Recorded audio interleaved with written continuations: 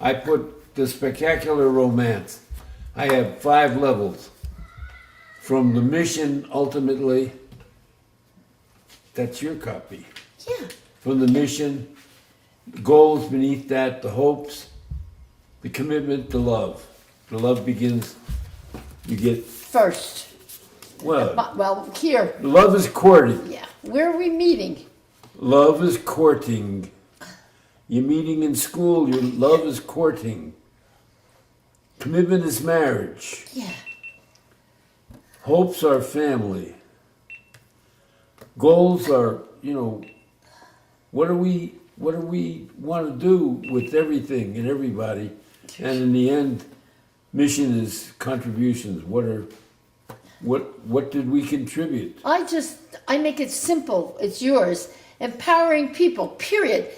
2 You're words. free. I don't elaborate. So you're empowering people to do what? If I empower people to do this, then what? Empowering people to be fully human? What do you want to say? No, I don't want to say. You're No. saying. Empowering people so that they can, I didn't say realize their potential because you never do, but empowering people so they have a goal and a mission to do something with their lives. They have the skills. I don't know how you say it. So empowering them means giving them skills. You have a mother's ambition to actualize the contributions of her children. You can say that, but I don't think that's happened. I didn't say it happened. I said that was a goal that you had. Yeah, I failed at my goal, Ronald. So You'll kick me. he still got a chance. Yeah, you're only 54? 53. I keep wanting to make him 54. 53. So He's 53. the point is that there are different levels. They don't have to be strictly We're not these there levels. yet, though. We're back here. He's not going to get to this today. You're not going to get all the way up I there. can get anywhere I want to go. It's my paper. But you have me. Here, this is me. You can. No, that's our history. I know that. I know, we're up here. Yeah, We're but looking at, are we happy with how we fulfilled our are we goals? working backwards or forward? No, we are where we are, existentially. You have come to a crossroads. You now have 66 years of marriage. And you now have 22 progeny. Half of them are yours DNA, and half of them are adopted one way or the other. Okay. Yeah. So now you can look at it. It's a big vision. I understand that. I was saying, just for now, are we going to start here? No, we're going to start. We're going to right- start here. No. I'm imposing, unless you have any idea, I'm imposing that. I say, there's your structure. Now, where do you want to be in? I wanted to begin at the beginning.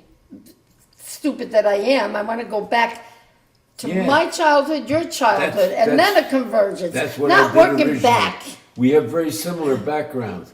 We No, both we do have and we don't. German grandmothers. We both, it's interesting, we both come out of German grandmothers. Exactly. But you were raised by a superior German mother. That's the difference. Okay? You cannot, there's no way, get away from the fact that you had unusual parents, not just one, but 2. Different, but unusual. I thought they were good parents. I had a great grandmother. I did not have what you had. I didn't have what your sister had. Nobody ever helped me. When with my I homework. think of your background, I think of your grandmother. When I think of my background, I think of my mother. Right. I know. Thank you. But your grandmother was powerful. My grandmother was powerful. She was not an educated woman. No, she was a it's got farmer. nothing to do with that.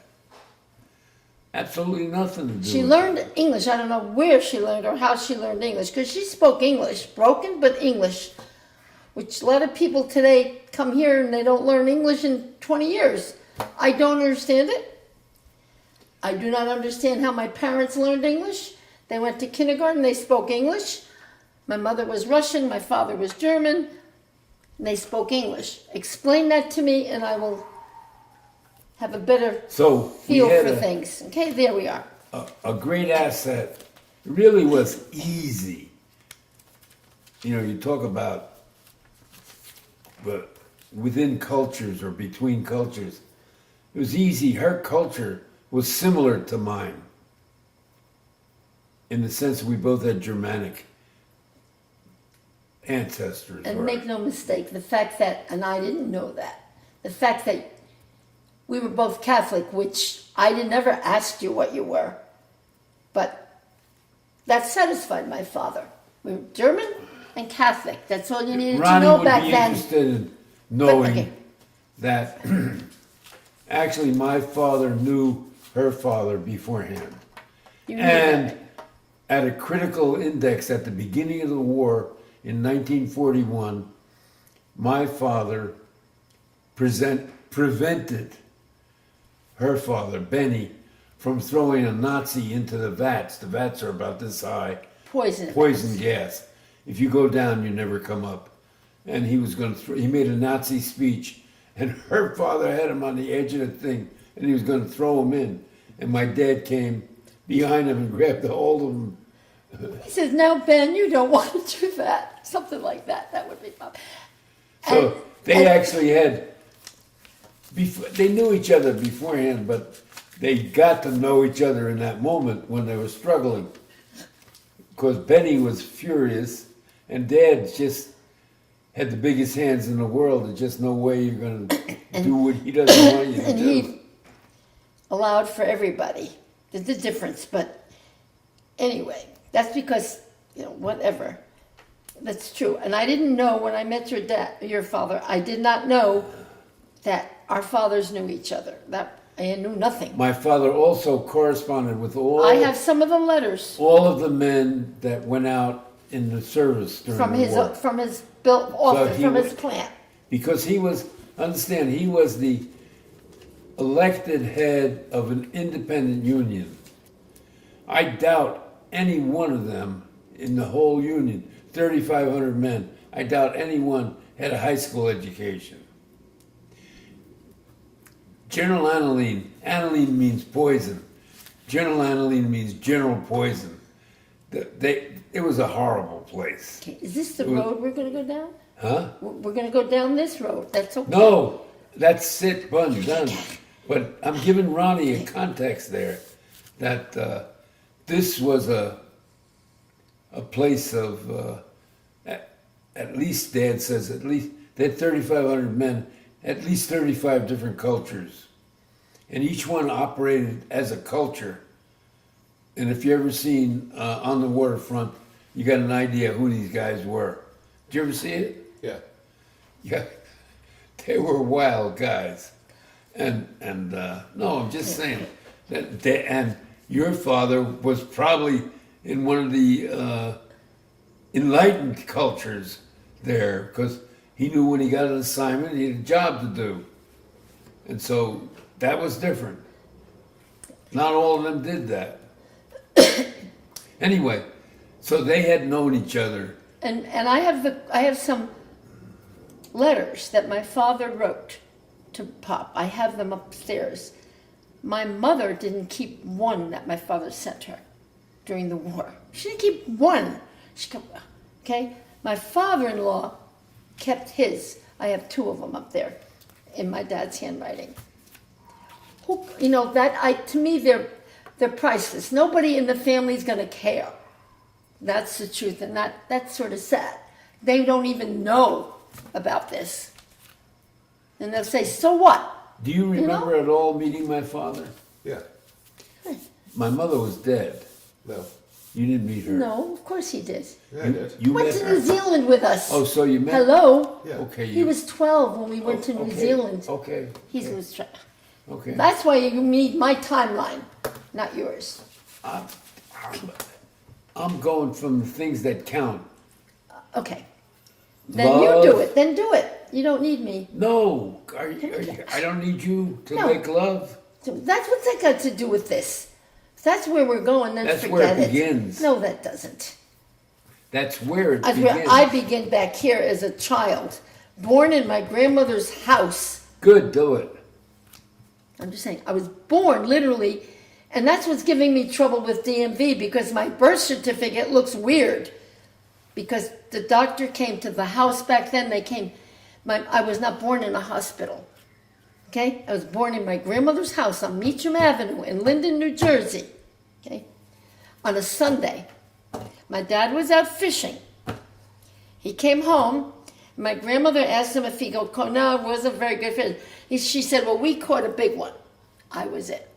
Okay, that's what my grandmother said to him. And there I was. I grew up in that house. I had a mother, father, which I called Ann and Ben because everyone else did. My grandmother was Mom. I had an Aunt Lee. I had an Uncle Al, an Uncle Tony, an Uncle Greg. And then when my aunt married her husband, it was an Uncle Bill. All those men went in the service. My father went in the Coast Guard. He wound up in the Philippines. My Uncle Al was an electrician for Exxon Esso. He wound up building ships. My Uncle Greg, I don't know how he wound up in the Air Force. He was out in Utah training. Yeah. My Uncle Bill was in the Navy, and my Uncle Tony, the youngest, was only 17.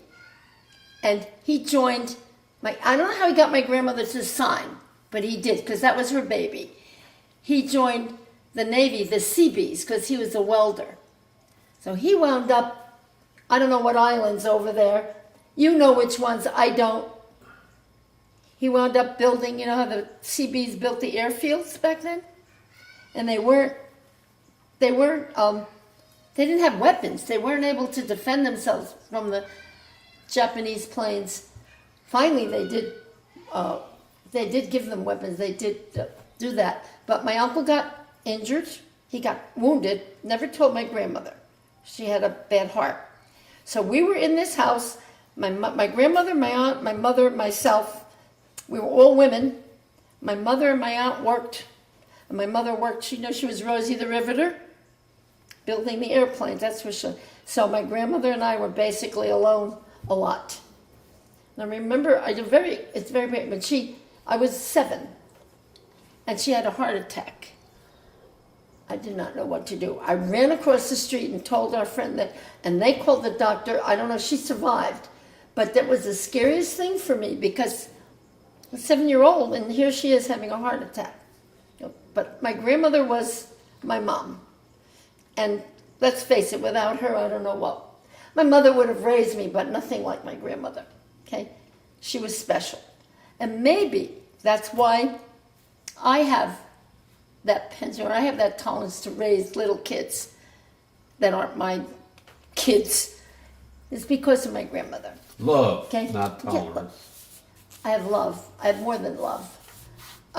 So as growing up, I was, what do you want to know about me? My father would take me into the next door, I call it a gin mill, but it was a neighbor, bar, and they had the family thing in the back and all. I was little, 5 years old, right before the war, in the beginning. He'd stick me on the table, and I would be singing, God Bless America. Did you know he did that to me? Stuck me on the table and had me sing. He made God money bless on it. him. Yeah, right. Anyway, those are some of the things I remember. I, was free to do a lot. At that time, parents didn't get involved in the kids. There was no thing as a play date and, monitoring. There was no organized anything.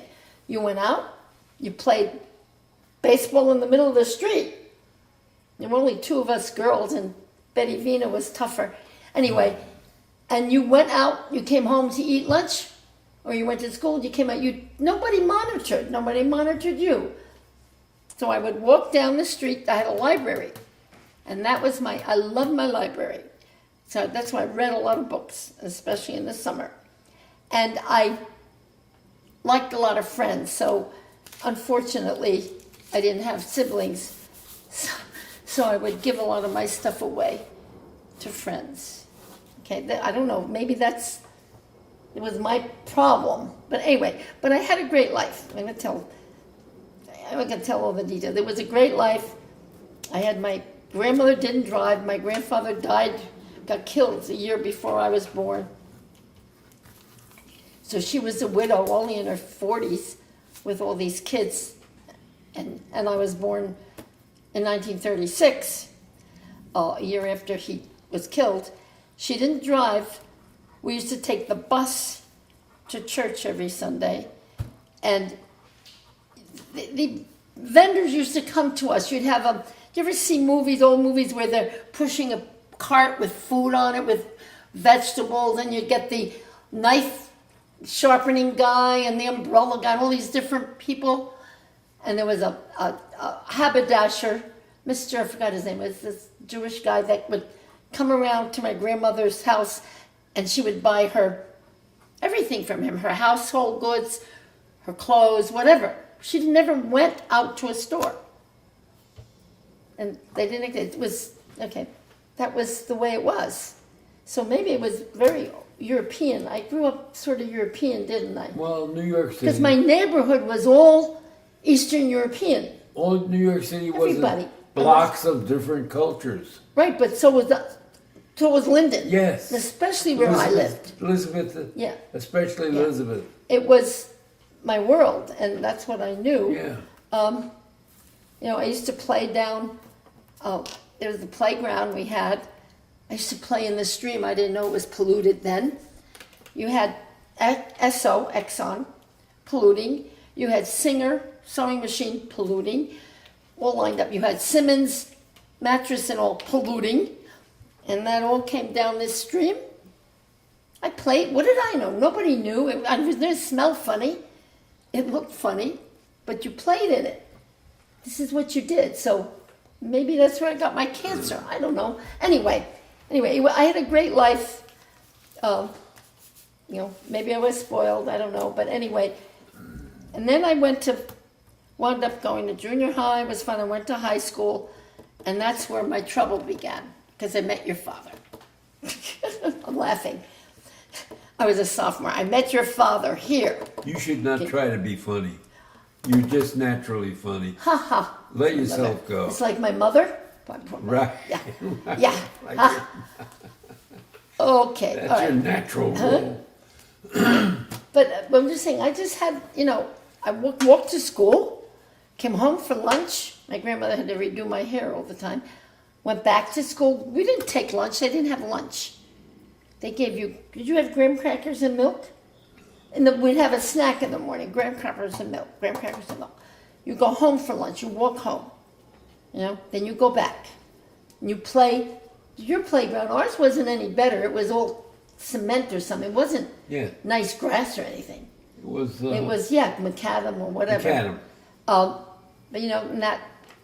But it was, I don't know what can I say. It was just great. I don't know. I became a baton twirler, marched in the band with Esso, marched around the country on this, came to Washington, Philadelphia, New York. Esso had a band, and my uncle played the trumpet. And then I would walk with him every week. We'd go to practice, Miss Miltonboro. But so I did that until I was 20, and then you said something to me about you still marching through the streets at your age, something like that. Who? You. Don't be silly. No. You don't. Yes. You don't think I was proud of that? At some point I said, "There's enough of that." You marching. Don't use me as an excuse. Okay. Anyway, did the Miss America pageant in Atlantic City? Had to march 5 miles. Do you know what it is to march in high step 5 miles? The next day I would be dying with muscle cramps. But anyway, those are the things I did. What did I do? I didn't play an instrument. I didn't play sports like you. Okay, girls didn't do that back then. Some did, but most girls didn't. They didn't have the sports for girls. Was not organized. No, it wasn't organized, anything. you know, other than that, what can I say? I mean, I can list all the things I did, but who cares? I just, you know, I had a great life. Well, you had. It was different from you. It was No, different from don't you.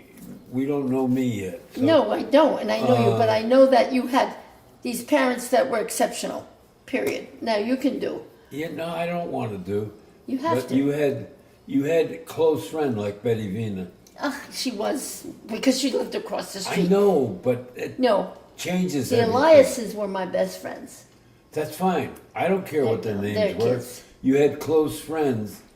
You had intellectual activities like reading, and you had the emotional warmth of your grandmother. Yeah, I I mean, had. what else do you need? I didn't know I needed anything else. It was a great, as I said, it was, you know, this was my world. I didn't know a lot of things. You know, I knew that when I was a little girl, 7, could you believe my grandmother would send me to the chicken market? This during the war. I had to walk the highway, US Highway 1, get off and you get the side road from St. Mary's. Right past St. Mary's was the chicken market, and I had to go into this place. Did you ever see a chicken market? And they had all the chickens in little cages, all clucking, and you had supposed to pick the one you want. I couldn't do it. I said, just do it. Took it in the back room, and they burned if you could smell burned the feathers, and did whatever they did to it, and then gave it to you, and then I'd bring it home. That was stayed with me. That was. Who would send a 7-year-old today? You wouldn't do that. You wouldn't walk down the highway, a lone little girl. You'd never make it. What? Yeah, what you haven't talked about is how your grandmother brought the family over here. That's another issue that I And get. you contest my way of looking at it, but I give you a 90% probability that it happened my I don't way. know your way. All I know is my grandmother and grandfather and my uncle was 5 years old when they left the Ukraine. They had a farm. She buried 2 children there. They got on a boat, I don't get, and they came here. They got off, however, in New Jersey. A lot of the other German farmers who did the same thing are those that you find out in West, the Lutzes No, and no, the, I'm just saying. they were all over the country. They're 40% the farmers. 40% of the country was German at Okay. that time. You tell my story then. No. This is my grandmother. That's what they came with. They were all over. But That's she what I'm had saying. to come with something. Because my grandfather, he got a job at Exxon, Esso. Within 5 years, they built a house. That doesn't happen like that. No, they started building from when they landed. They had However, gold. see, he's going to build my. He They were- knows my story. They were wealthy farmers. Okay, if that's what you say they are, I can't attest to that. You can, because you make up a. You It's can do called that. inferring. You can infer. All I know is she told me that about the farm. She had a farm in our backyard, basically. I helped her with the garden. I had to pick beetles. Beetles were my thing, getting rid of the roses. But she never told me No, the details. you never asked. Why would a little kid? You didn't ask a lot of questions of your parents. Okay? After I turned Okay. whatever, Well, I didn't. It was stupid. My parents didn't either. So I don't know that much about their lives. no, Because they. we didn't ask. I'm sorry, but I didn't do it. Okay? I care now, but I'm like my kids. I don't really, it's not something I'm thinking about. No, but Okay? I didn't think, You well, gee, I don't better, apo- don't I better apologize. record this. it's pretty common to avoid it, and yet it's the source of all your knowledge. The kids don't ask their parents, "Where'd you come from?" No, but I think I'm sad at the kids today that come with foreign kids that come with their parents because there's a disconnect in many ways. The kids want to distance themselves not just from their parents, from their whole culture, but they're not Americanized. So this is when you get the gangs and the groups because they're in neither. They're not here, they're not there. West Side Story. Well, that, kind of thing. You know, but yeah, so I don't know their story. All I know is just that's thought- what it was. They came here with my uncle. He was 5. They lost 2 more children they buried here. So they had 9 kids and they buried 4 of them. 4 of them died out of 9. 2 girls and 2 boys. Okay? I don't know if I can handle that. That's a hard thing. But that was not uncommon either. Okay? But my grandmother didn't, you're right, she didn't talk about that. She and I were buddies, like Jordan and I, but, I asked her maybe, I don't remember, simple things, but I didn't ask her anything in depth.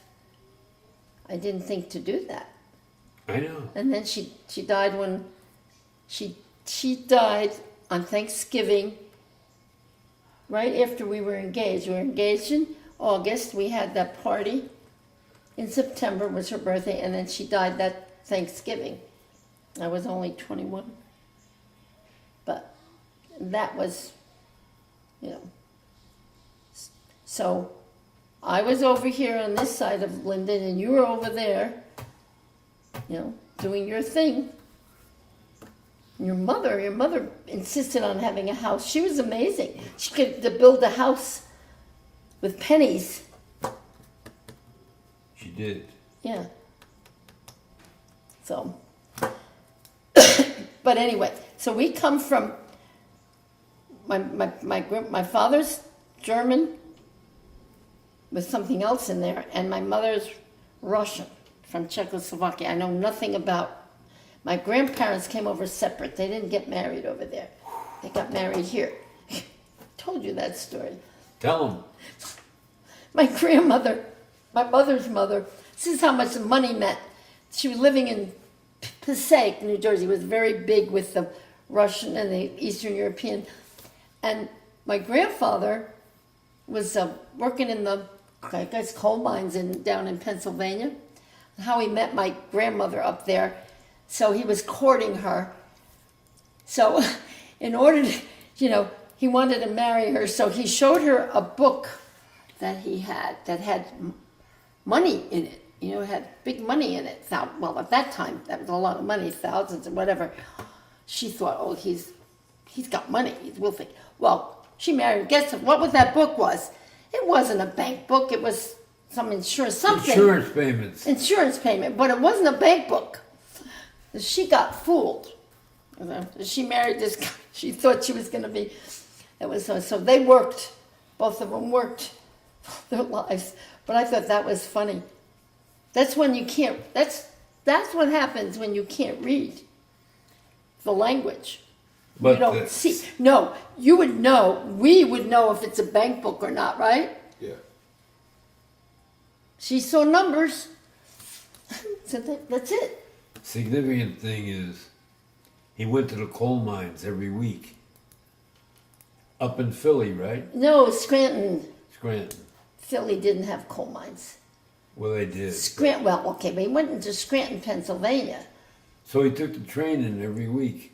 Train, maybe, I don't know, walk. I don't know how he got there. Sunday night, he had to take the train up, and then come back Friday night. Okay. That was a hard It's like life. your father walking. I said that was a hard Yeah. life. Those coal miners. Yeah, well, you knew a lot of them during the Second World War when they came from there to work in the. The Turners Defense were plans. coal miners. Yeah. The Turners were No, coal no, miners. you told me his parents. If you want to talk about, Yeah. We're not going there now. I know, but Come on. they came You in. can't help it. No, I give them one-liners. I talk one line. They came in at the bottom and they ended at the top. The 2 sons ended up CEOs of Fortune 100 firms. What I'm saying is, they were just tough guys. They were really tough. Okay. Anyway, yeah, Done. we were familiar with it. But Ronnie ought to understand that the coal mines, oh my God, what a place. It's like going to hell. It's like purgatory. I'm sure he's seen movies and they've been exaggerated, but not exaggerated necessarily in those coal mines. That's a terrible thing. To subject children, they were kids when they put them in the mines. So They were along the way, 10, 12? here's another variable.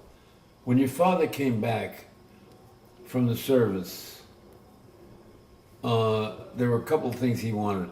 One, independence. He didn't want to work for anybody, so he created his own business. One. No, one was he wanted to stay in the Coast Guard. And my mother said, if you do that, I'm not going with you. That was his thing. Maybe that's where And she did not let him do his thing. Maybe that's where you made your lifetime commitment. Okay. No matter how bad this guy is, I'm going to stay with him. No. I didn't realize that till I got older, and I used to think my mother was this, everyone thought, poor Annie, this little victim, because my father was very, you were too little, you're not, maybe I'm somewhat like very forthcoming with everything. He didn't hold back. He was really sensitive underneath, but he seemed rough. And he would say things to my mother, like she'd do things, you lovingly, dumb Russian, things like that. Oh, he never hurt my mother. People thought, oh, poor Annie, poor Annie. Poor Annie, nothing. My mother had things her way. All right, tell a story, though, about when your father came back. When he came wanted back, independence. No, they wanted him to stay in the Coast Guard. He's great at it. And they would have had a great life. But she goes, you want to stay with him. So he was not going to go to work in a factory. So before, when I was born, he was working before the war, before he worked with his father. When he was 19, he was working in the A&P, which was like a Safeway, the original. Down the street, my uncle, my Aunt Mary's husband, was the manager. My father worked with him. So when he came out of the service, he decided he was going to open a store. Okay? So with my Uncle Tony, by the way, which didn't work out because my Uncle Tony didn't like that at all. So my father opened a store in Elizabeth, New Jersey. And he was very good at it, very, very good at it. Then he moved from there across the street to a bigger store. My mother hated it. She didn't like working there because she couldn't hear. She liked working in a factory. She worked in a factory since she was 15. She quit school in 8th grade because you could do that back then, maybe now. She went to work across the highway in a shirt factory. And her sister, her oldest sister, who basically raised her, said, Annie, don't bring your money home. And my mother, she says, because mom and dad will take it. My grandparents, who were very, the money, my mother's parents, my uncle and my two older aunts would work and bring their money home, and the parents would take the money, and these were 20-some-year-olds, and give them an allowance. So my mother did not bring her money home. She spent it before she got home because she was the baby. She didn't do anything to her. So she was spoiled, okay? My mother was spoiled, more so than I was spoiled that way. My aunt spoiled her that way. So that was my mother. She worked in a factory and she liked it. And she retired from a factory. She liked factory work. God knows why, but she did. And she would go to work like she was going out to a nightclub. She dressed up. I don't know how she did that either. Okay? But my father had this store. He worked. Opened the store at 6 in the morning till 10 at night. So when all these people, young people, my people say, oh, I worked 40 hours, I worked, don't tell me that. My father worked 100. We're not talking about them. We're talking about him. My father. Yeah. He worked that's 100. good. He worked 6 to 10. He did more than that. Add them up. He also tried to give you something special when he gave you he built a house on a lake. Okay, he did do. That was really something. There we go. There was the place in New Jersey called Forest Lake. Little thing. had these little cottages on it. And we went and rented one year because my Aunt Lee's, well, before she got divorced, her husband's family had a place there. And my grandmother and I liked it because we didn't like the shore. My grandmother wasn't going to sit in the sun in the shore, and I didn't like it. Anyway, so we went there and we really liked it. So my father and his brothers built us a cottage. It had an outhouse, which I didn't like, but anyway, and a pump water, but it was great. And actually it was my first boyfriend, I guess, the owner's son. Don't talk about that. The owners, they were German, by the way, Muller, whatever. And I had the best time there. So they have to tell you this story. So I was 13. We went there, and I was mature for 13. And I had this a bathing suit that was, wasn't revealing, but it was very nice. I had ribbons here. It was a woman's. And I'm sitting on the beach, and I thought I was so special sitting there.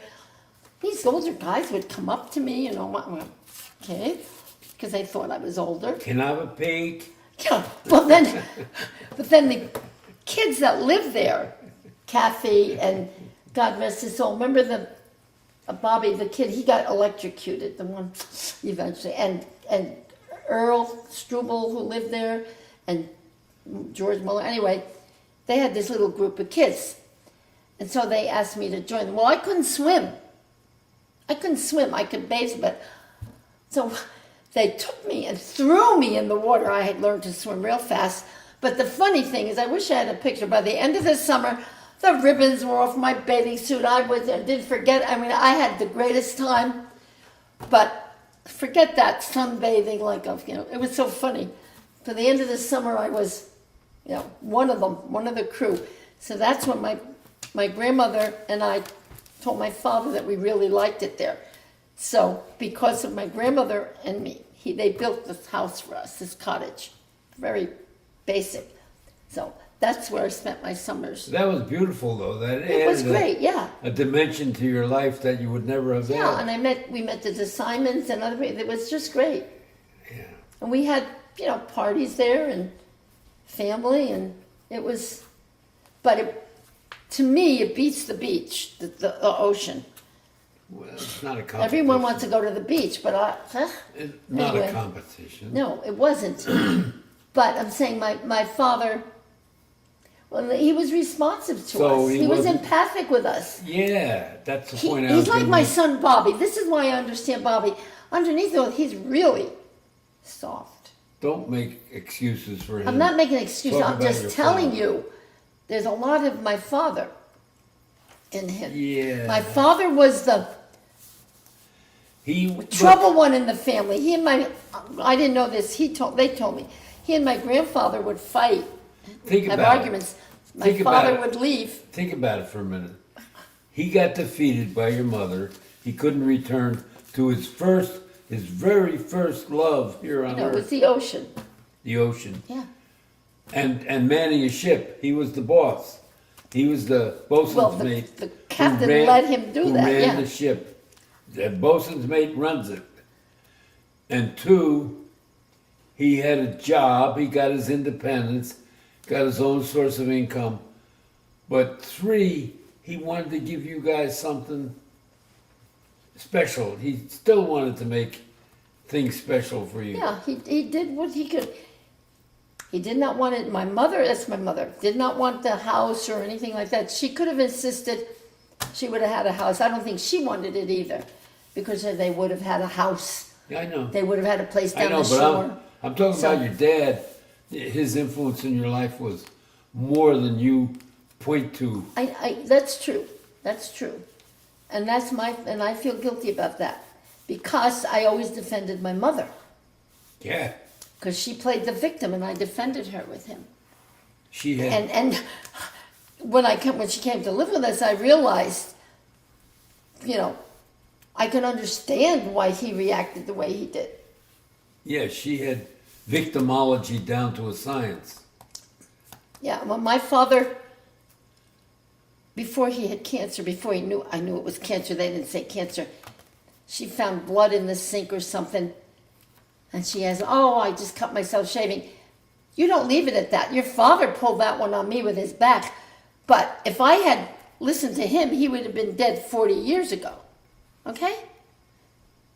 You know that. I say, a nagging wife saves your life. My mother, that's what she liked to keep. Okay, so she didn't pursue it. But he was bleeding from his lungs. He had lung cancer. So, anyway. So I'm not going to make my mother out the bad guy either, but she was who she was. She's the younger sister. But yeah, It she doesn't just make didn't her- pursue. And she also, it's really important to me because I met her older sister, Mary. Mary was spectacular. She was. Mary Mary was was. like my Tanahana, just risen above everybody around her. Well, she had to. She was the oldest of the girls. She had to raise the family because her parents were working. She had to. And then she got married. She got married to Uncle Mickey. He brought with him, this is what he brought with him in the marriage. He brought his mother, his brother, and his sister. And from the day she was married, she had them with her. Okay? Mary, And then when he left because the mob was after him, because he was a gambler, didn't pay his debt. Great businessman, had business, butcher, everything. But his brother got him into gambling. Anyway, he fled to California, left my Aunt Mary with 2 girls, twin boys, his mother, his brother, and his sister. And then his brother got married. He married a Japanese woman when he was in the service. Then after that, she had the mother and the sister and the girl. And that's what she had to live with all her life. So yes, she was spectacular. usually in every family, there's that feminine image again, who really has the perspective of the whole thing. Not so much anymore, but at the time you could usually find your grandmother, or find a Mary, or find a Tanahana. Or your mother. Yeah, my Where mother. do you find your mother? Yeah, you know what? The others, because my mother was the youngest sister here, they protected her. She was their national treasure. She wasn't the ruler. She wasn't the what do you call the woman? The matriarch? She wasn't the matriarch. She was the national treasure. Oh, I know what you're talking about. Go see Hilda. You know, that was Because they saw her as the brightest and the most knowledgeable and the most everything. spiritual, the most everything. Okay? But in some ways, that's used against you because we've talked about that another time, about how your family perceived your family. Yeah. I'm not. That's into another that. thing. No. It's just interesting. The role that when I met Mary and Bernice told me about, I saw early pictures of her. She was beautiful, and how she had taken on responsibility for everything. And Yep. she was a hell of a model. That's all I'm saying. Yep. I used to go there all the time because they were like my sisters. I So used in to a go way, there and at least stay with them. you still had a model, even though it wasn't your mother. Yeah, I had my grandmother. I had my Aunt Mary. My mother, I told you, at some point, She was okay. she became my sister. Yes. Because every time we go out together, people would say, "Oh, it's not your mother. That must be your sister." Yeah. Because she was this cute little thing that dressed so well, did everything, you know. So, Anyway, so yeah. So, the major source of variance that I see here in you is your grandmother. And I'm my saying grandmother. 50%, if I'm a scientist and you're asking me to apportion, I would say 50% of you comes out of your grandmother. She was a power. She was that person. And I read up at that time about how those farms were formed under Catherine the Great in Russia, and how wealthy the German families began, and that they became the target of the first Holocaust, you're going to say. Holocaust. Yeah, the Russians. When It Russia, was because of women like your grandmother. What I'm trying to tell you, they were spectacular. And I don't know about my grandfather. All I know is he was a when the people, big, formidable man. when the people were coming, when the Holocaust took place, and the people were coming to get him, sooner or later they're going to lynch him and kill him. That's where the Holocaust No, took they place. were going to conscript all the men. No, That's what no. they were conscripting them. I know that's part of it, That's what they were doing. but no, a Taking them Holocaust. into the Russian army. That's not what a Holocaust is about. Holocaust is about genocide. I know. They What they were did to the going to Jews. I eliminate- know Fiddler on the Roof. Exactly. I know what happened to, even people want to That's say different. it didn't exist. I know what That's happened different. with the Nazis. No, that's because That's they were. Holocaust. That's because they were Christ killers. That was what they. That's why they went after the Jews. They're prejudiced against the Jews because they blamed them for killing. That's different. Ridiculous. The Yeah. Germans in Russia, they blamed for being successful. They're still there. Well, that's because of communism. Right. That's what they did. You saw. Do you ever watch History and that- Channel or the Smithsonian Channel, where Stalin took all these people in the Ukraine, also took everything from the farms, not just what they grew. They took their pillows, they took their clothes, they took everything they had, and starved them. That's what they did. This is what people. This is why I'm so upset about the way we're headed. This is socialism becomes communism. And everybody should be watching those programs and then thinking, whoa, it looks in some ways that we're heading in that direction if we don't do something. By the way, This is the thing since that I'm upsets me. thinking of it now, did you ever see the movie The Death of Stalin? It's a comedy. Okay, when you go back, you have a TV. Can you He has a get TV. it? Yeah. Of course he has a TV. Watch The Death of Stalin. Now, you're going to see some actors there that you would call. But you know them.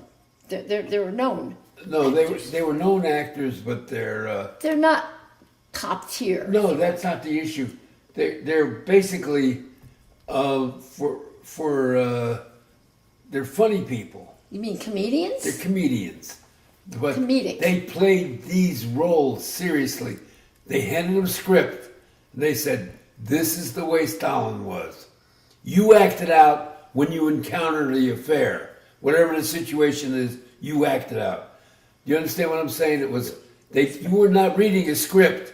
You didn't say, "Oh, do this when this happened." No. They became those They had to get people. inside the person and Yes. become the person. And these guys, there's about a dozen of them, they actually played it. They put a terrific amount into this. And I asked Tom about it. You met Tom. And I said, it could not have been that bad. He said, oh yeah. He said it probably was worse. But they followed the basic history. At this point, this guy killed a woman. At this point, somebody, they followed the history. And that was the culmination of socialism. The 12 socialistic leaders of Russia were there. And how they were vying for position, for power, and winding up actually killing each and other. the things that happened in the course of it, things actually happened that changed the course of history. In that, when they came for that funeral for Stalin, what nobody knew was that when Stalin died, he had a program. We would call it a program to genocide the Jews in Russia. Again, what they do? They killed Christ. What I'm saying, he was going to genocide all the Jews in Russia. what I'm saying is a lot of sick people around, and you will see that whole thing. It is funny. There's humor in it because the way they did it, the way they, I'm going, they could really have been this way. I don't believe they were That's this what I said. comedic. I said it couldn't be this bad. That was a comedy, right? Tom said no. That was a serious thing that these people, the comedians, got together to say, let's show them how it really was. Anyway, you have to do that. You have to check that out. And it would be good for Amy to watch it too. But I like watching History Channel. We discovered also they have this similar things, some of the Smithsonian. Look, we're not going to get through mine Okay, today. So we're going to stay on yours. Why? We got 50% of your grandmother. Now you got...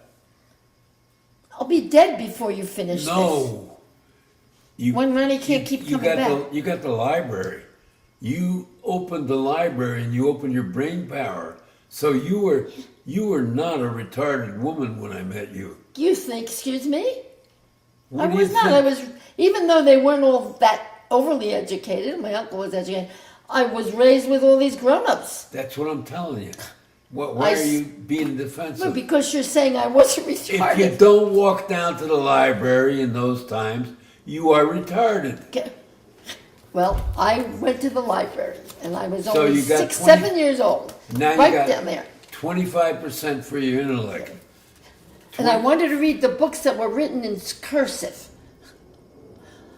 Like Babar you never knew that, Babar the elephant. Oh, God, I read that. 50% to your grandmother for her emotional stability and warmth, and 25% to your intellect, searching out things.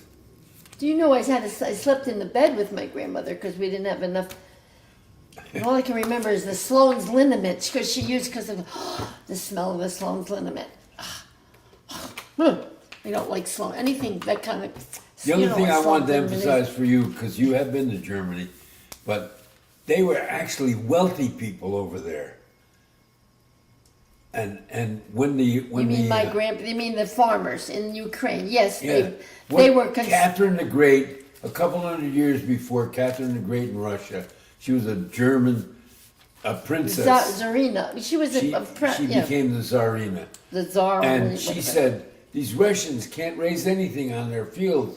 I'm going to bring Germans in. She went to the Black Forest near where you were in Germany, and she brought these people in. She gave them 640 acres.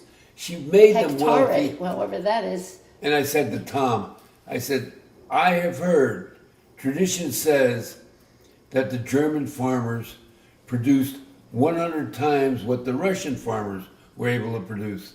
Could that be possible? He said, that's the standard.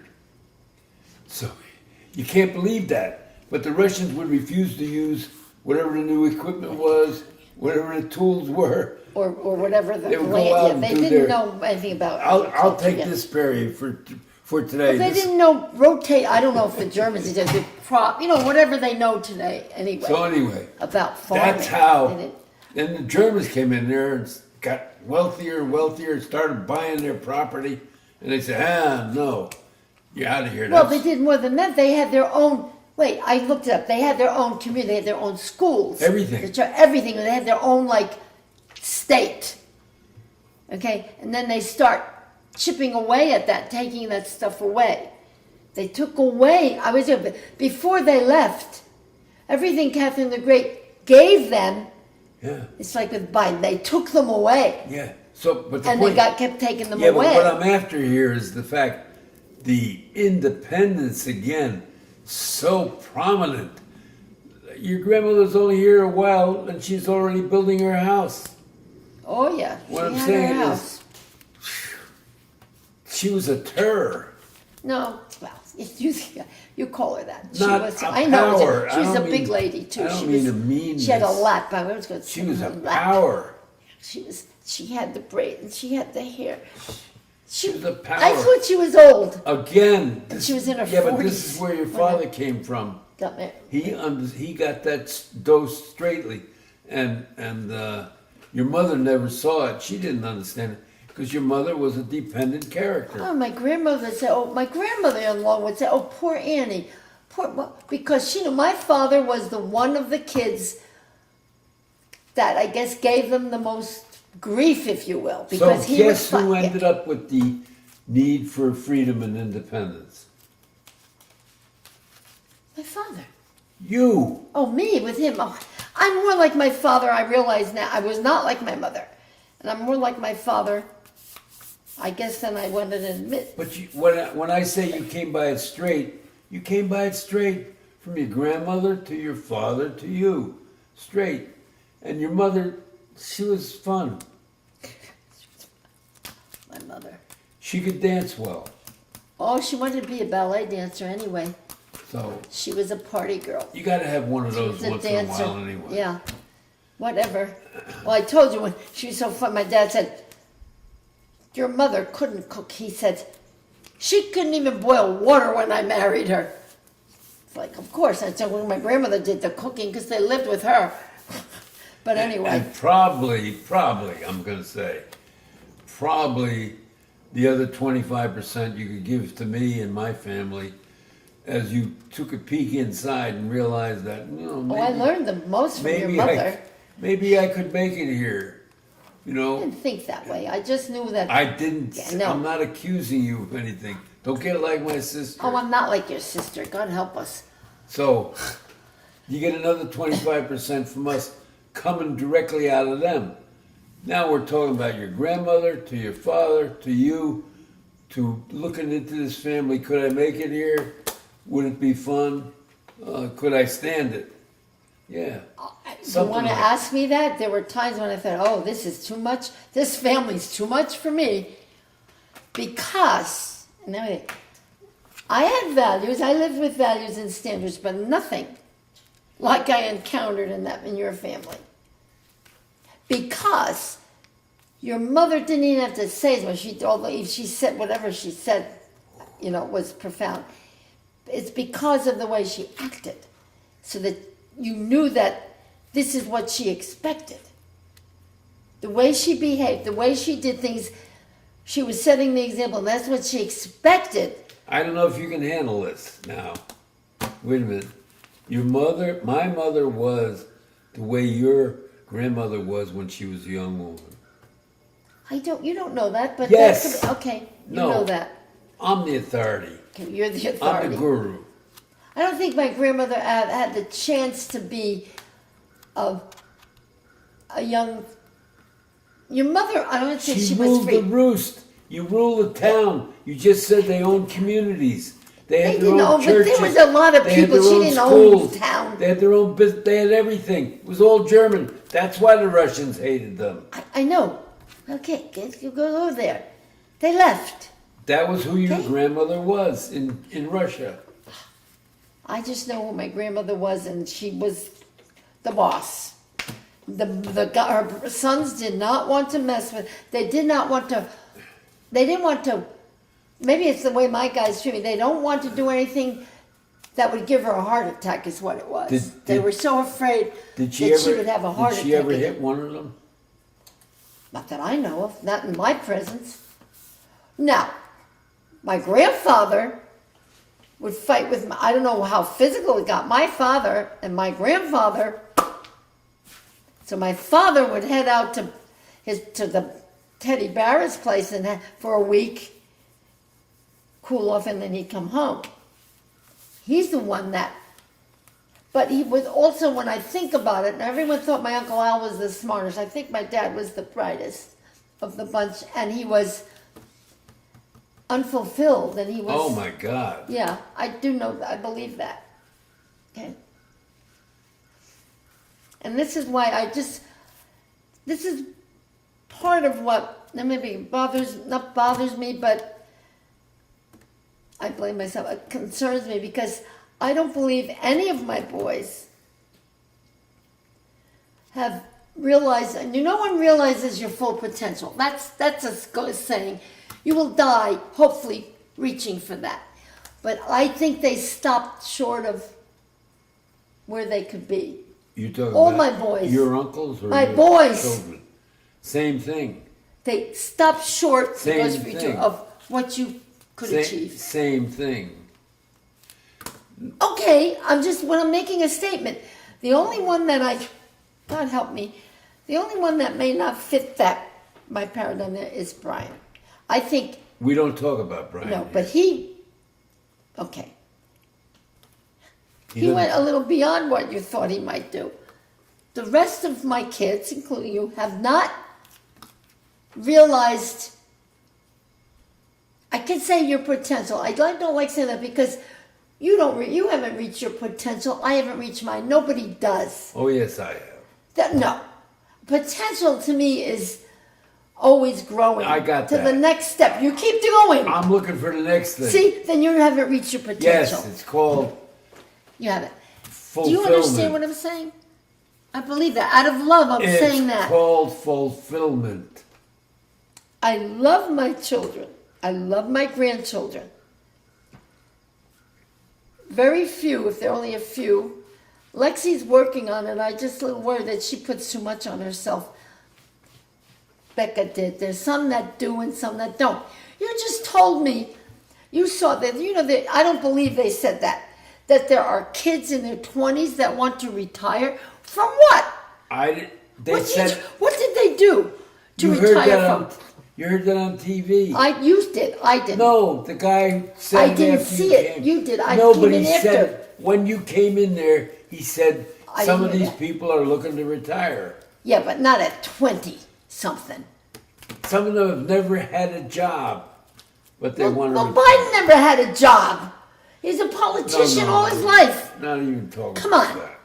Never Don't do held a that. job. A career politician has never held a job. Obama never held a real job. Biden never held a real Look, so job. you got, there you go. Peanut farmer didn't hold a real now job. you have a picture. Now you can give Ronnie a Reagan picture was of an actor. yourself. That's not a real job. What? You got 50% from a truly powerful. My closest index of your grandmother would be your Aunt Mary and my mother. Those type. It's like a prototype that gets passed on from generation to generation. Not necessarily revered, but they're so powerful that if you pay attention, you'll understand when you walk into a room that Mary runs it. Yeah. Yeah. My mother and Aunt Mary were funny because when they would go visit when they were older, like where they lived in Toms River, they would not fight, but they would. My mother had an idea that in her head of an experience that my Aunt Mary had, and they were different. Of the same, my kids do too. The same event, two different, interpretations of it, and then they would have this argument. No, Who was your right? mother looked from here, and your aunt looked from here. Yeah, my mother. Okay. You didn't hear me. I heard you. I saw you. She saw the underbelly. I know. Your And mother my was mother a had character. life the way she wanted it. No, I got Period. it. End of But what report. I'm saying So is, she came here. there's a line of women in a healthy family that actually passes it on down from one to the other to the other. Yeah, you haven't had one to pass it to. You're trying with Jordan, but you haven't had one to pass it to. You're looking at Lexi, but she's not ready.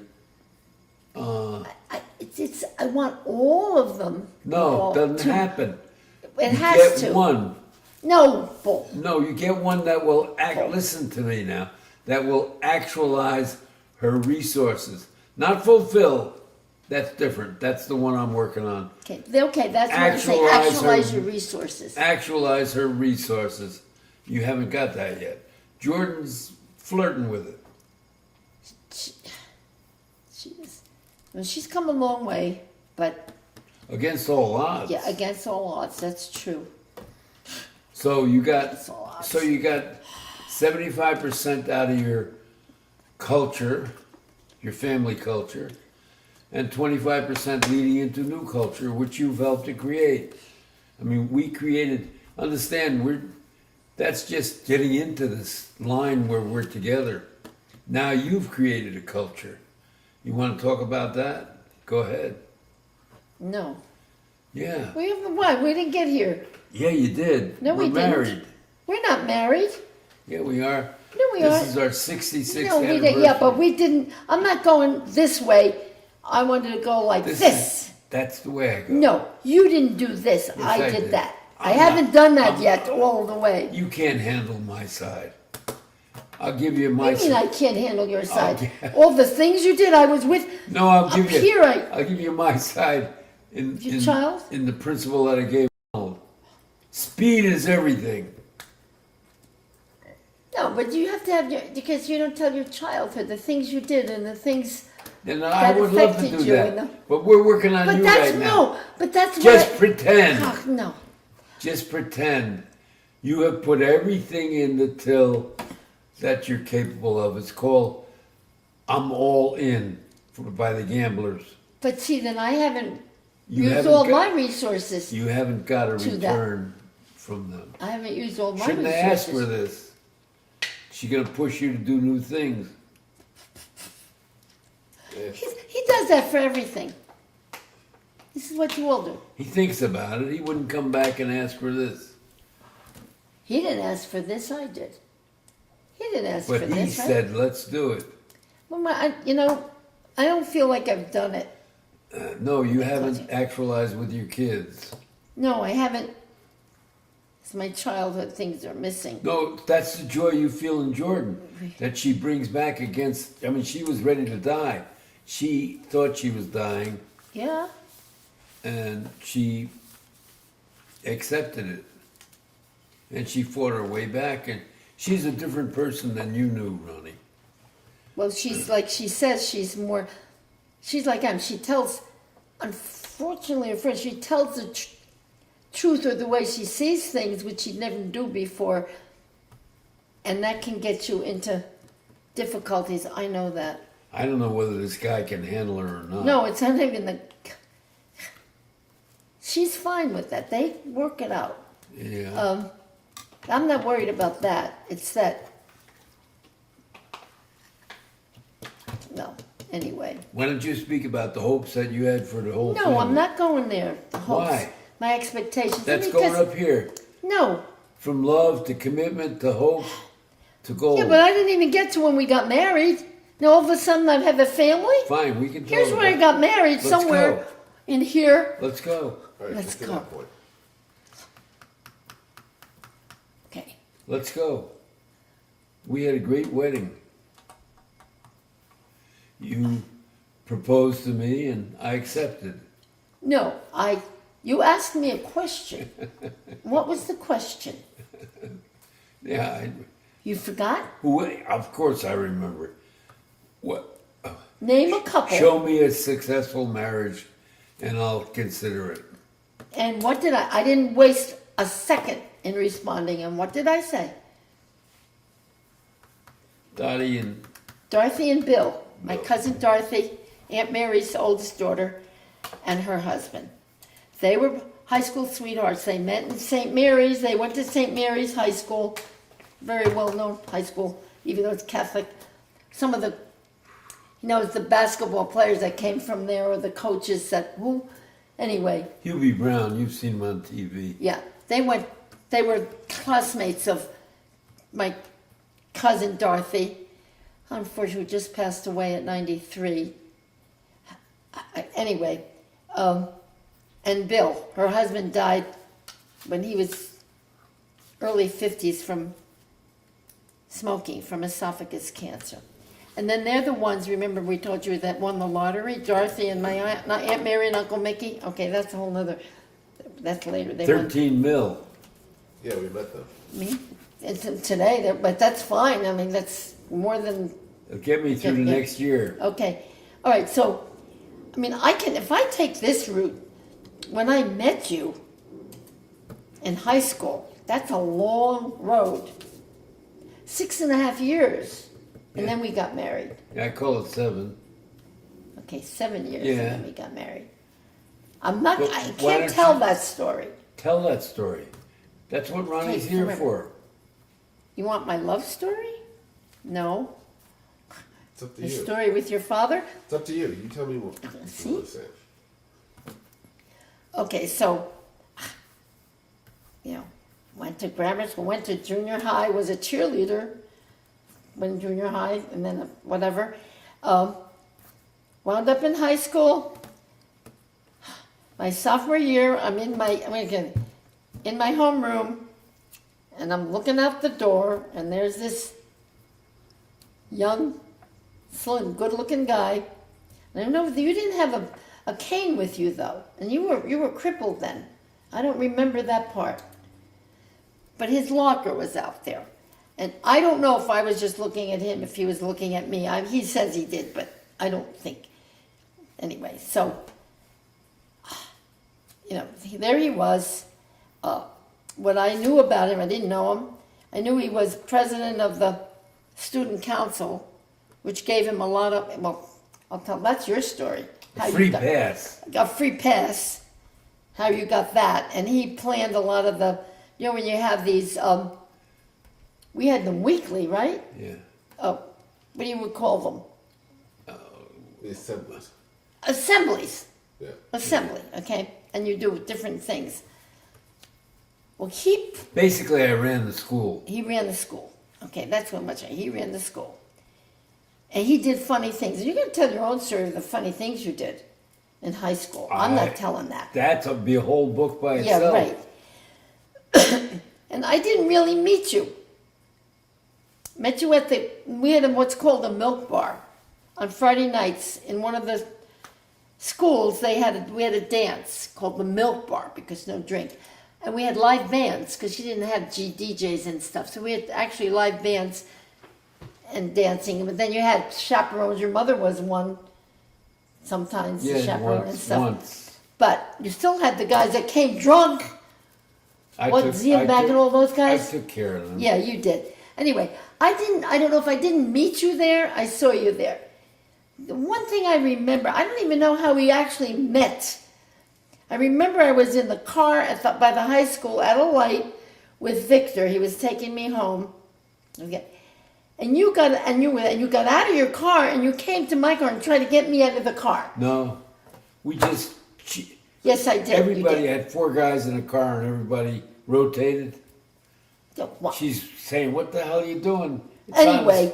on the highway. but now I'm trying to think. I know I met you at the milk bar. No, I met you from school. But I didn't know you. You would just be there every day. I'd see you in Yeah. the locker. Yeah. I'd be at the room and I'd be looking at him. But he didn't actually, I knew the things you did.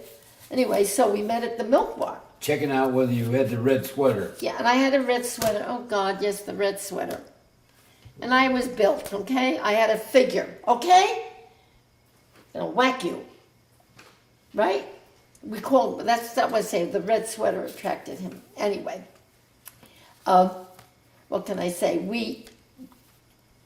I know I met you at the milk bar, and then Yeah. it was Sadie Hawkins. It was, I danced with you at the yeah, it milk was Sadie bar. Hawkins Day. Remember, because it was leap year? Yeah.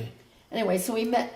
And I then remember I had Woodfield, Petey Delara, and I don't know who the other guy was in the car.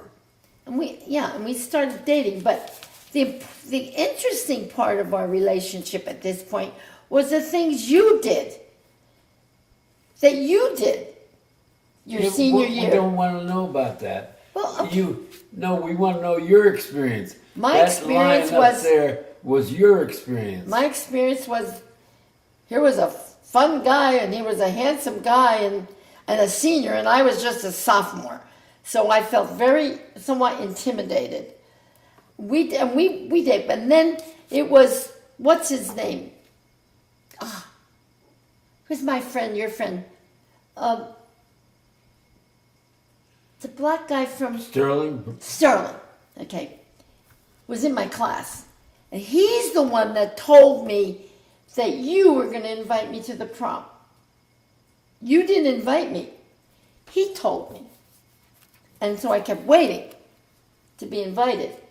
I don't think you didn't invite me till it was near the prom time, because I had to run around looking for something to wear. You don't remember that.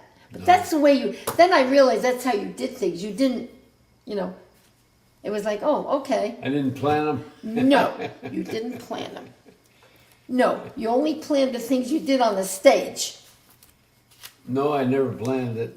You planned. No, I never planned that. You planned the thing with Hannah I and the. never planned those You planned things. with Josie, with No, the Josie. I would just say, Joe, be Hannah. Ah, That's and all. Marcia, and when he was You running think for I election. rehearsed those things? No, you didn't rehearse it. You planned it. No, that's not planning. It's saying, hey, I got a good idea, Ronnie. You want to try this? Okay. So then we started, that was it. We started going out. I'm going to get into the details of that. We had good times. We went to games. We did things with your friends, crazy driving. I had to be home by midnight. My mother would be waiting at the door. And he was just fun. Everything was fun. I used to be fun. Yeah. It wasn't funny when you took me out of class. You thought it was funny. No, I didn't think it was You told funny. the teacher that the office wanted me. Somebody came in with a note, and I knew there you were out there waiting for me to come out of the room. But I had to go because the teacher said, "Here's a note. You're supposed to go." I was just patrolling the school, making sure everything And was... you dragged me outside. I know. Yeah, you did that. He's looking at me. So, Ronnie's saying to himself, damn, I missed out on that. But I just, it was, It's called Test the Limits, right? but I was young. And then and I was, and you went to college. Yeah. And the bottom line was we stayed together. Right? Yeah. I mean, I get to tell the story of our, all the different things that we You did, don't- but You don't have to tell anything you feel guilty about. I don't feel guilty about anything. Funny. Come. Funny. Well, how can I say Let's say you were powerful. I have mean, one principle. and I was naive and I was insecure. I don't believe you're insecure. I was insecure. I was. There's only I was one, only 15. one principle. Going on 16. Everything is fun. Well, I never knew what you were going to do. It was funny. I never knew Some of what the was things you gonna be did, thank fun. you, I wasn't with you, like when you guys were drunk and you drove around at Rowway Park around the... You weren't there. No, I wasn't. You just told me about it. And you got out of it because of your name. And you had my uncle's card. Get out of No, jail I didn't- free. Not that time. I didn't need it. Because your name Yeah. and your father's uncle was a big-time Kharkov in Norway. You got out of that one, you would have been in jail. Oh yeah, Uncle so and so. You would have been in jail. I didn't even know him. No, but your name, Yeah. yeah. And then he said he drove his father's car, drove me, but he never put gas in the car. How many times did you run out of gas after you left me, I took never me had any home? money. 25 cents a gallon. Never had any money. He'd take me home on the fumes and couldn't make it back home. What did you do? What did you do? The Jewish comedians. See, they came here in a rush in the 20th century, the 1900s, around 1920s and 30s. Every song that you sing about America, God bless America, whatever, written by a Jew who came over from Russia. Doesn't matter what it is. James Cagney played everybody who played Yankee any Doodle kind of role. Dandy. They took it over. They took over Broadway, and the Jews took over, and they had one principle: leave them laughing, which means you exit the stage when the audience is laughing. You don't say, and then I'm going to go to this for my final act. No, no, no. When they reach peak, go. You got it? Yeah. All right. So how'd you get the car home? Huh? How'd you get the car home? He wants to know how you got the You don't car have home. to tell anybody anything. Just go. He wants to know how you got the car home. Because Oh. you kept running out of gas. Somebody would stop and help me, Tommy Long or somebody. Singing in a little town. How I don't know how far he got, but he didn't get home. And because he That's didn't have his own technical. car. That's a technical question. That does not No, register on the laugh meter. no, he didn't. He's Yeah, not. it does. He just No, wants no. to know. The laugh meter is leave them laughing. So if you have to, you walk away from the car and they say, how is he going to get home tonight? That's a laugh meter. That goes on the laugh meter. Not funny, but it's on the laugh Funny. meter. It's funny. There you are. Here I am. I hung around a long time. 73 years. Yeah. And then when you went to college, see what that did for me. I had to choose either stay a young high school student and enjoy my high school years, or go with you. It's And I'm not saying, and that's okay. I didn't lose it, but I gave up those years of whatever they were going to be, and that because I loved you. To tell you the truth, I never really thought that much about it, but I do understand it in retrospect. In a way, it's unfair when an older man, He's an older man. I was hardly a man, but gonna when go- an older man Statutory rape. takes advantage of a younger girl like that, it's statutory, yeah. It's only 2 years, which is nothing when you're older. It is Yeah. when you're. you No, know, but you're taking away an experience. You don't get to follow your experience. I never felt that, but I never felt that. I can explain it, but I never felt deprived. I just knew my life was at that point was different. That you were in college. First year you did come home. After that you didn't come home. If I wanted to see you, if you didn't come home, I had to go there. But you used to come home. So then whatever we did on weekends and you played ball and I was with, whatever you did, I was with you. Right? Yeah.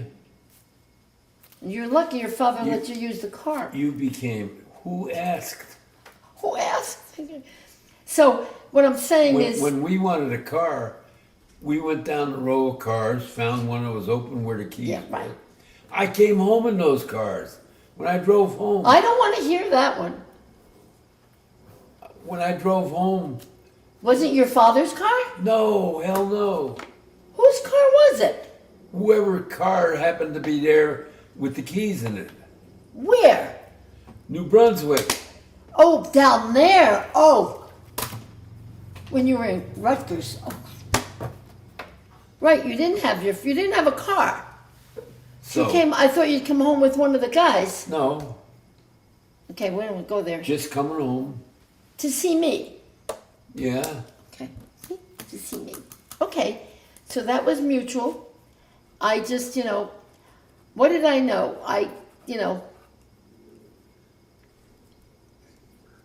I figured you were going to be the one, but then, what happened? And we were together. What happened when you went into the service? Nothing happened.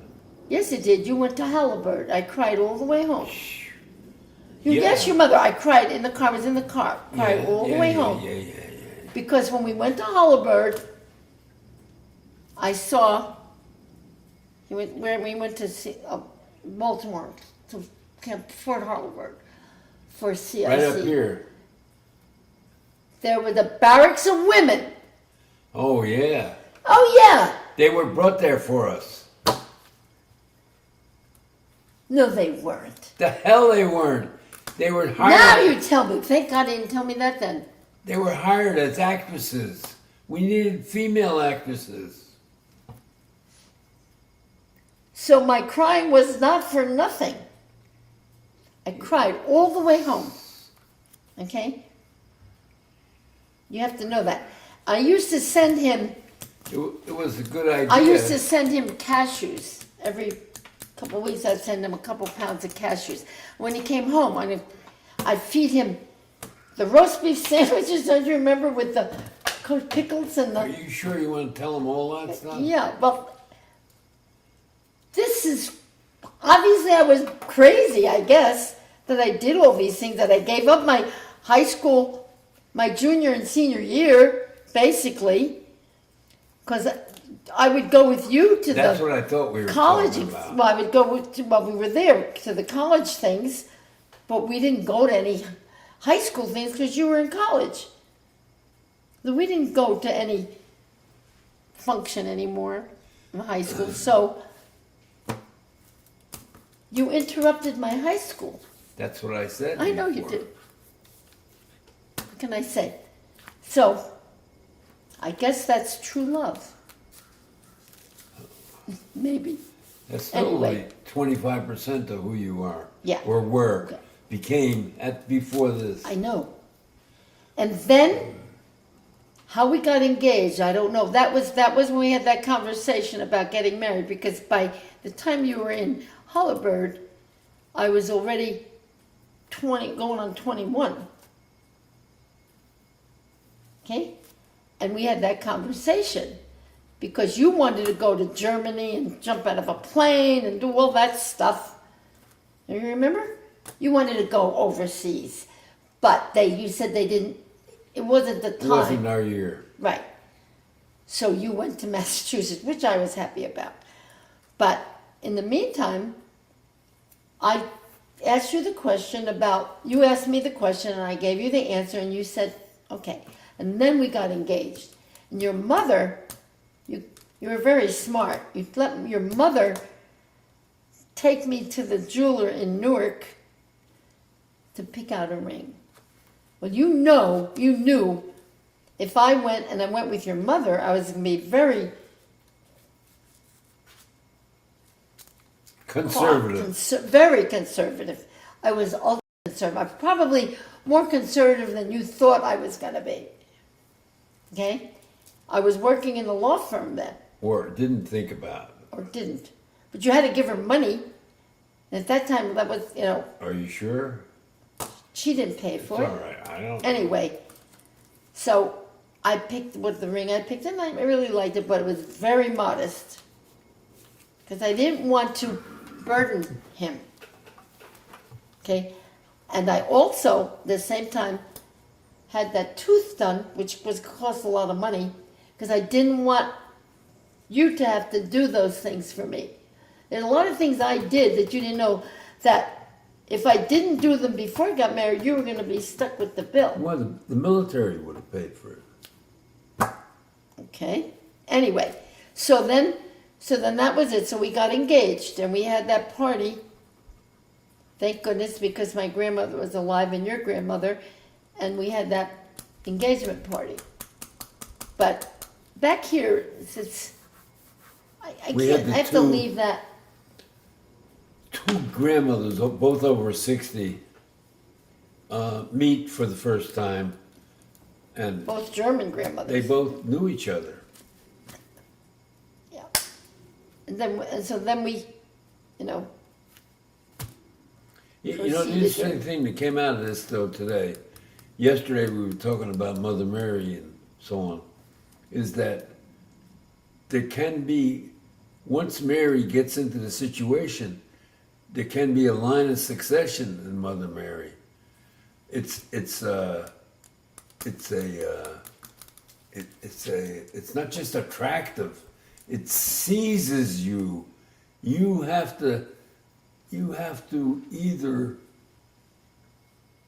succumb or reject. So with my mother, for example, I would say, I was like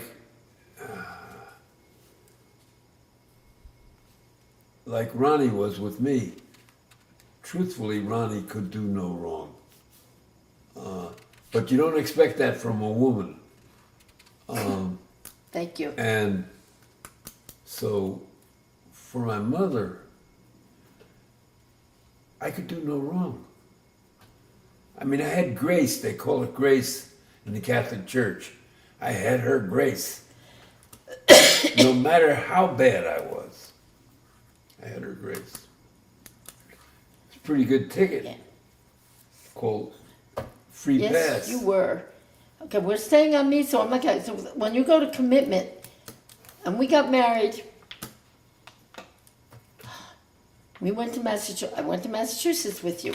We lived in that little, well, it was an apartment, if you call it. It was a 2-room. It's a kitchen.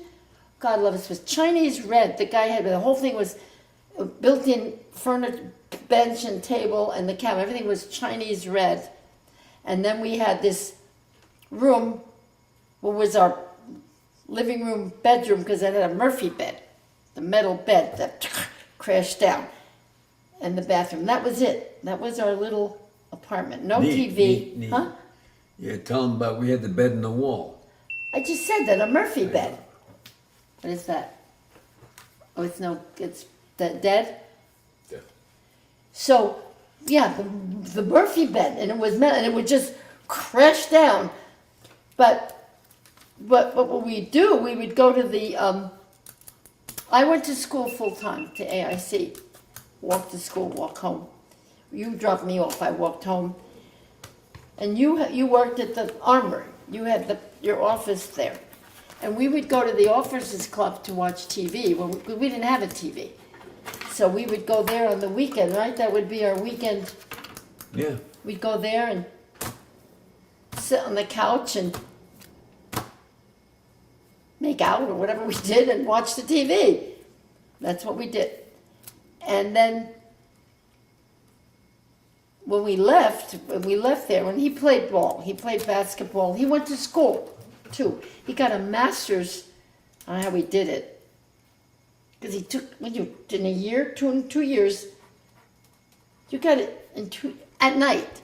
He was supposed to take only 15 credits. He took 20 something. He did whatever he wanted to do. That term I Yeah. took about 36 credits. Okay. There you go. 2 full credits. So he got he I has just showed up in the second line. That's he all. has a master's in They said you can't education. can't He has take a more doctor, a bachelor's, a master's in Can't education. take more than 21 without I know. permission. I just went to the next line.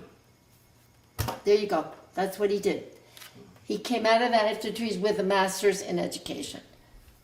That's when you taught the sweat hogs, remember? Anyway. So here he is. He's got a bachelor's. Oh, and because he's not going to go back to law school. He went to law school, right? Rutgers. He also got accepted and had a scholarship at Michigan. But because you were going to go in the service, you went to Rutgers. Yeah. Okay. Just like you gave up Princeton, thank you for Rutgers, because you weren't going to wear a beanie. But anyway. So he got a master's, and we left there. And he decided, thanks to Smithall, that he was going to go into psychology.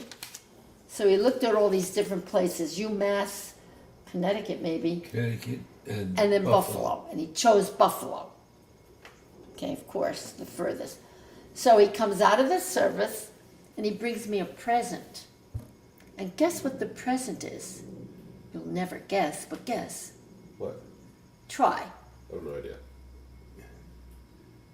What was it? I remember. A hair cutting set. Well, I knew I wasn't going to have much Hair money. cutting set. This is what I got as a present, right then and there. And most women would say goodbye. So I had to learn how to cut his hair. You should have seen me. And he had a butch. It had, you know what I mean? With it. He'd sit there with the damn mirror, and I'd be cutting. Straight, could you do that? And he would be, and I would want to take it and give him a mohawk. It was so. Finally, you got to the point where I was doing it right. We did no longer use the mirror. You were great. So, all through college, all through graduate school, I had to cut his hair. Okay? Thank you very much. And then we go, and we said, okay, we're going to Buffalo. Fine. We get the U-Haul. We didn't have that much to take, right? We go to Buffalo. Little did I know I was already pregnant with Bobby. So I go to get a job. We go there. We're living in this attic apartment. It was a real attic apartment near the university. He's going to school. He had to go to summer school. Almost didn't go to school after that because you were not doing well in experimental, remember? It's a summer program. Summer. But you had to do that to get in because you did not undergrad in psych. You were political science. I got a C. Yeah. And you said to me, I'm not doing this. We're not going to do this, blah, blah, blah. I had to get a B to Right. get in the program. So then what happened? You got a B. You had to do something. I don't know. I got an A. An A. Okay. I got a job in a law firm downtown in Buffalo. And here I am, and they're, You swore to them you'd never get pregnant. Oh, I said we're not having a baby because he's in school. But little did I know, I was already pregnant. Thank you very much. But I didn't know it. I come home this is summer, we end of summer, every night, and I would be so sick because I was sick all day long, so I didn't think I was pregnant. Because to me, you got sick in the morning, blah blah. He took me out to the tennis court. Oh, you just need exercise. You did this to me. After I came home on a bus, bleh, had me retrieving the tennis balls. Yeah. And then I told my parents, I think I have an ulcer because I'm sick all the time. Go to the doctor and I'm pregnant. And that's what I don't have an ulcer. And I'm not retrieving any more balls. I'm pregnant. That was how naive we were. Okay? Pretty stupid, right? Okay. Anyway, I thought we were married a year and a half. I wasn't going to get pregnant. I was upset because Kathy DeSimon got pregnant a month after she got married. We were married over a year, and and everyone's saying, well, where's the baby? This is what they used to do to you. Okay? So there we are. I was so afraid to tell my boss. Okay, but, they were Catholic. Okay, they knew. So anyway, so that's what, then we lived in this thing. I made my own maternity clothes. Thank you. My father you were going to get me a sewing machine, but they gave me the one they motorized, the old-fashioned one. I made my clothes. I don't even remember that. I had to work in an office. I had to look decent, and the maternity clothes they had and we couldn't afford it. We had no money. So I made my clothes, went to it, and then we said we can't live here, so we applied to the projects. Okay, right? So I wanted the ones that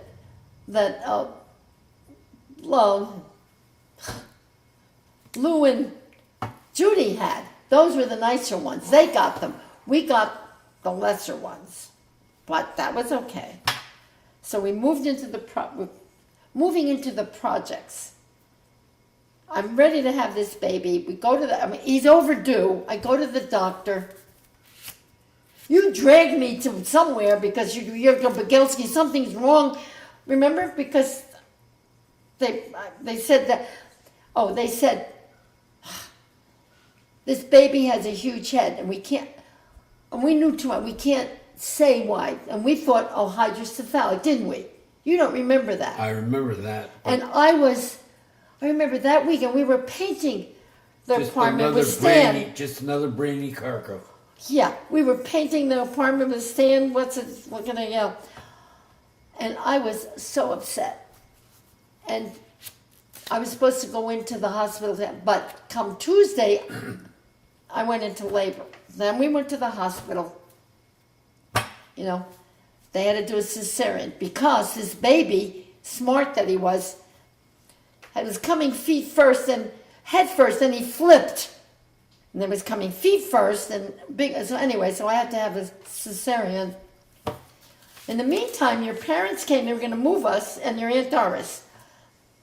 And we're in this top of this attic apartment with the little balcony.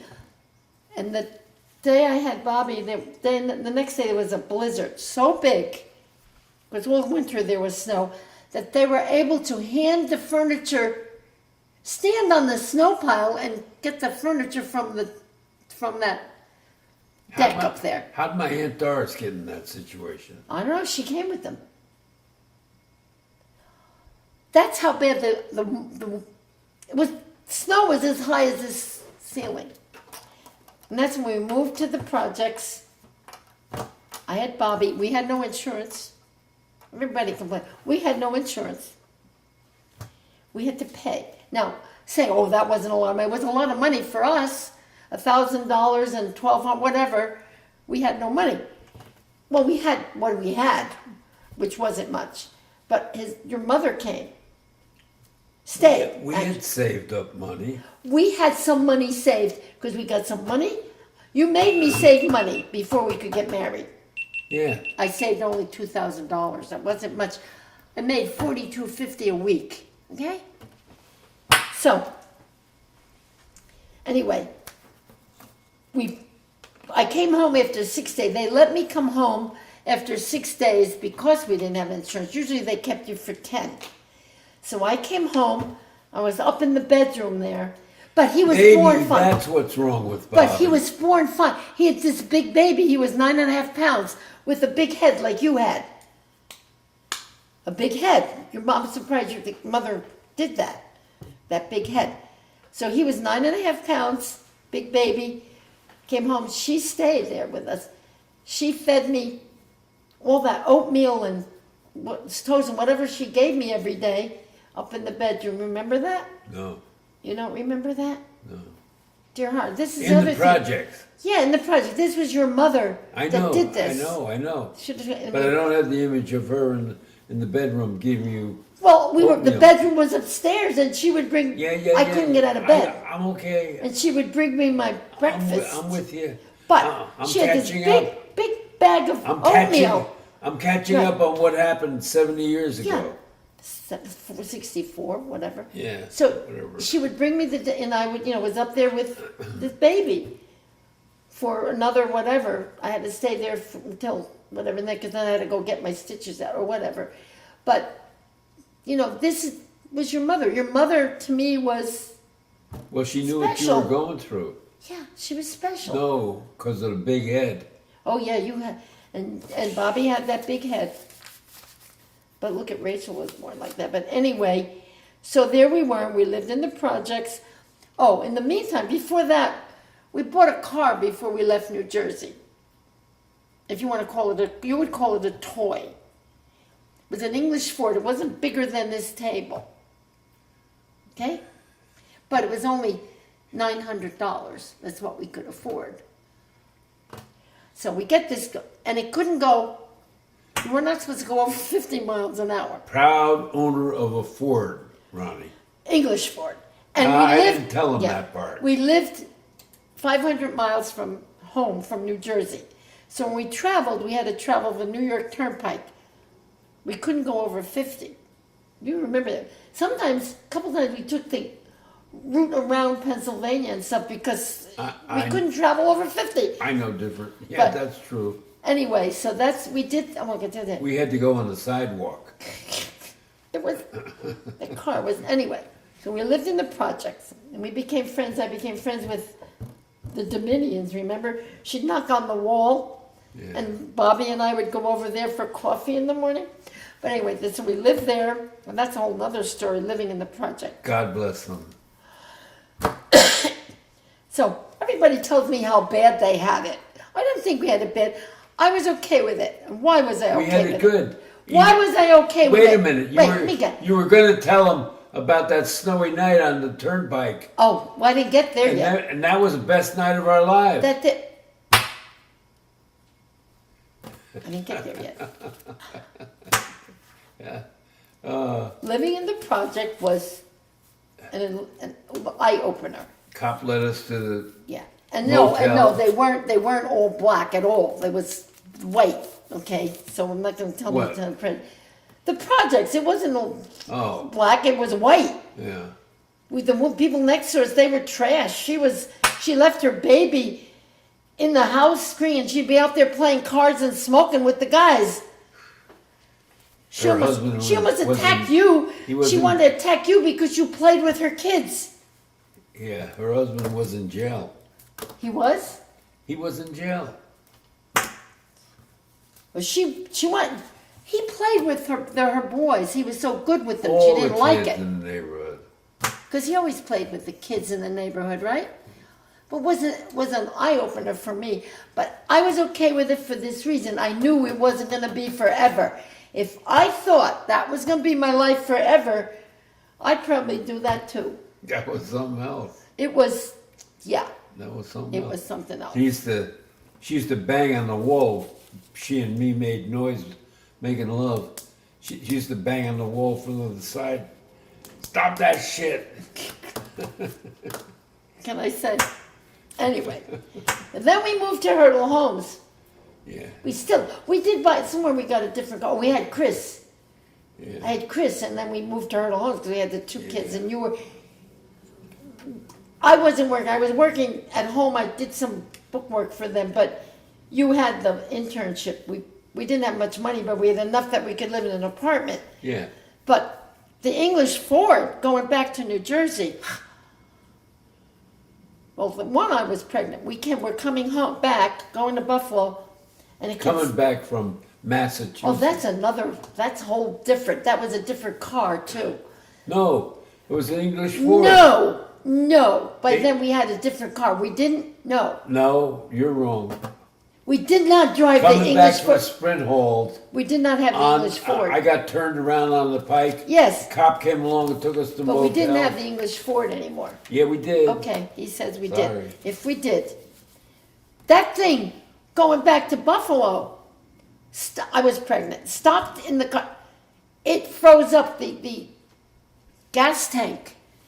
I'm sitting there on the terminal at night. He had to go find a place where he could get that de-icer or whatever you put in the, Don't you remember we sort of limped literally home to Buffalo? You don't remember that. Yeah, now you remind me. You don't That's why remember I'm that. listening to you. I To could know tell what I went through. what I went through. I'm surprised they stayed together. I can jump. Those were good If days. you want, I know, but if you want, there were a lot of things there. So, Ronnie, Did. But wait, if you want to know my commitment and why I stayed in this thing, after your father, no, listen, after he decided to leave UMass, okay, wasn't going to sign up again. They were going to give him tenure. He didn't want to stay. He was writing one of the books. Writing. Beyond Counseling. Was it Beyond Counseling? Yeah, Beyond Counseling. And he comes home. I called Bigelski. Wait, he comes home. Wait, not yet. He comes home and tells me, I'm leaving. I'm not going. Okay, well, what are you going to do? I'm not going to do anything till I finish the book. A couple weeks later, and this is the beginning of summer when you need to know where you're going to go, right? In September. He says, I said, what are we going to do? Don't bother me. I have to finish the book. We get there, and it's like July, August. And school starts in September. I called him in September. Yes, I know. So he says, I said, but Bob, look at it. He said, don't, I have to finish the book first. And he said to me, and you said this to me, if you can't stand the heat in the kitchen, you said that to me. I wouldn't be that mean. You said it to me, and I believed you. Or, well, if I believe it, I said, okay, I have to make a decision. Am I going to take the heat in the kitchen, or am I going to end this thing? I made the commitment. I made the decision that this is what I wanted. I was dedicated to what he wanted to do. He kept changing, and I was staying. And that was a moment for me, because I had 3 little kids.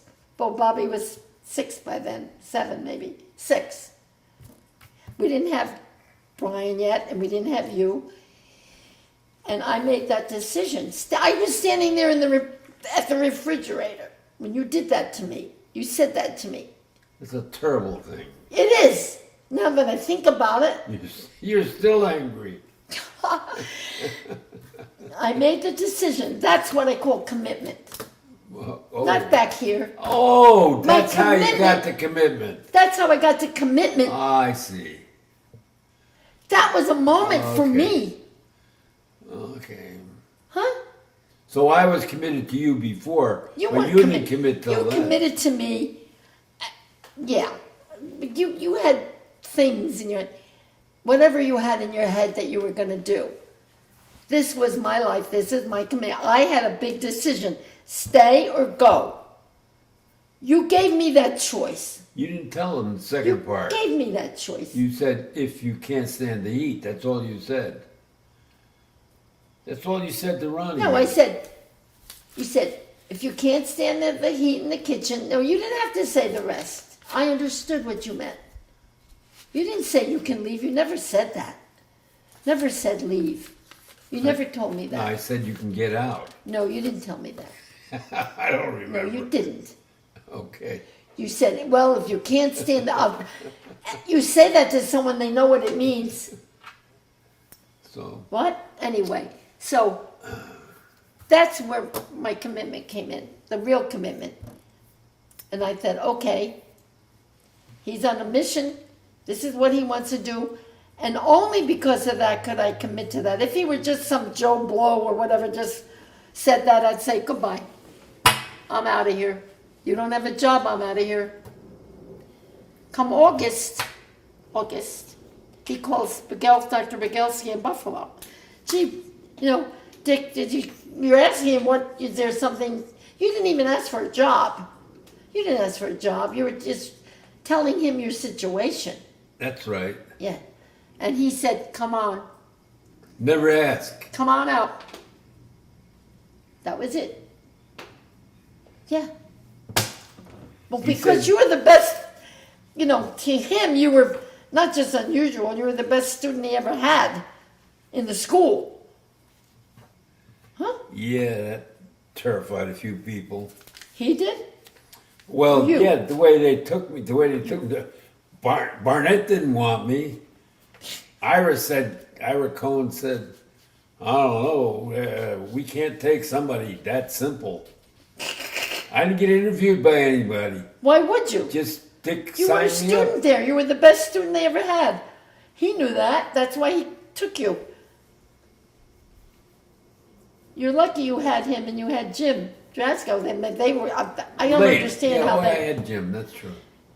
But they were not. They were at odds. And I had Ray Hunt waiting in the wings. Yeah, to chop you down. But you were naive there. We wouldn't go there. Anyway, so that's where my commitment, and that's Do you what want to take started. a break and then tell Ronnie That's what the rest? started. Because Ronnie comes in at the next level, family. That's what started. Or we can do yours. No, Yeah, he wants you to do can't. yours up Or to we this can do No, point. she's No. so rich though. No, Don't you that's see? not so I'm- rich. I'm finding out what happened. Okay. You didn't even know. You didn't know. No. All right. We'll take a break. Yes, you do, because you had me do these things. You didn't know Well, when I made that commitment. Then when I did everything for you. I knew you stayed. Who did your manuscripts? Who did your editing? Who mimeographed all your articles and sent them out to people? You better get all this out before you're 100. Who kept you from the phone on the weekends when you said to me, I don't want to talk to anyone on the weekends. You take care of it. That was just prison calls. What? I'll be right back. We had a good life. That's why I'm saying I was an exceptional wife. You were. A pain in the ass, but That's- an exceptional wife. That now you're taking my bottom line away from me there. You were the exceptional wife. It's good. Ronnie's hearing it. I'm glad he can. He's the only one of our children that got it. Well, I'm not comfortable talking about our personal life. Don't have Here, to talk. back here. Don't have to talk about sex. Because that was an important part You're of our now life. into It's family. an important part of our life. You're now into family. Yes. these are called expectations.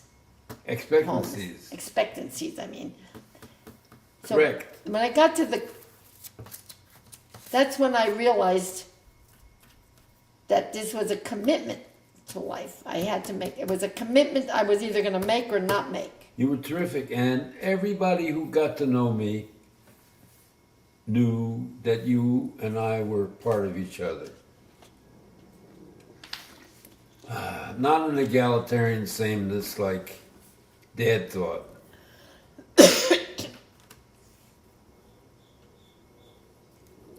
Well, you don't want to get up here because this is where you and I have arguments. No, we can do that. We But go that's there. where you and I don't But you ought to agree. take Because my goals, Ronnie to family. I know, but my goals for the business were different We'll, from we'll, yours. we'll do that. But you're good. Now you got family coming up.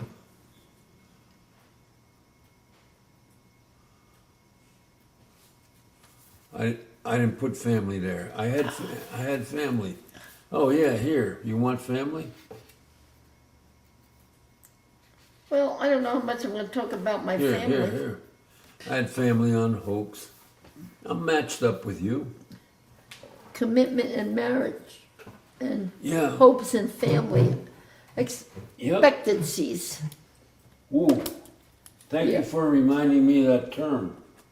And expectancies and exceptionalism. Those two. They're yours. Whoa. Whoa.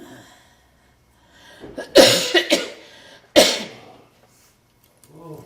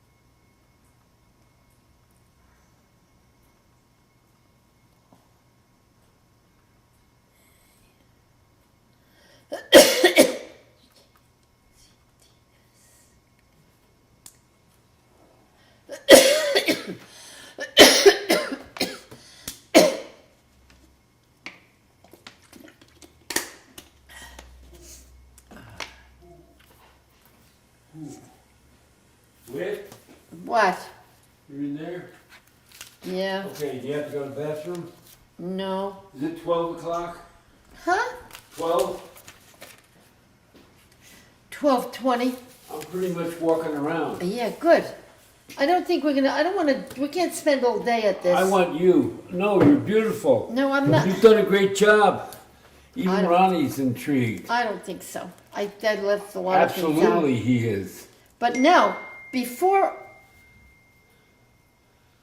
Phone? Rachel says Happy Grandparents' Day to you and Pop, it must be Grandparents' Day. One thing her mother did do for her, she writes notes. She does acknowledge all that one she does. Her mother, she's the only one.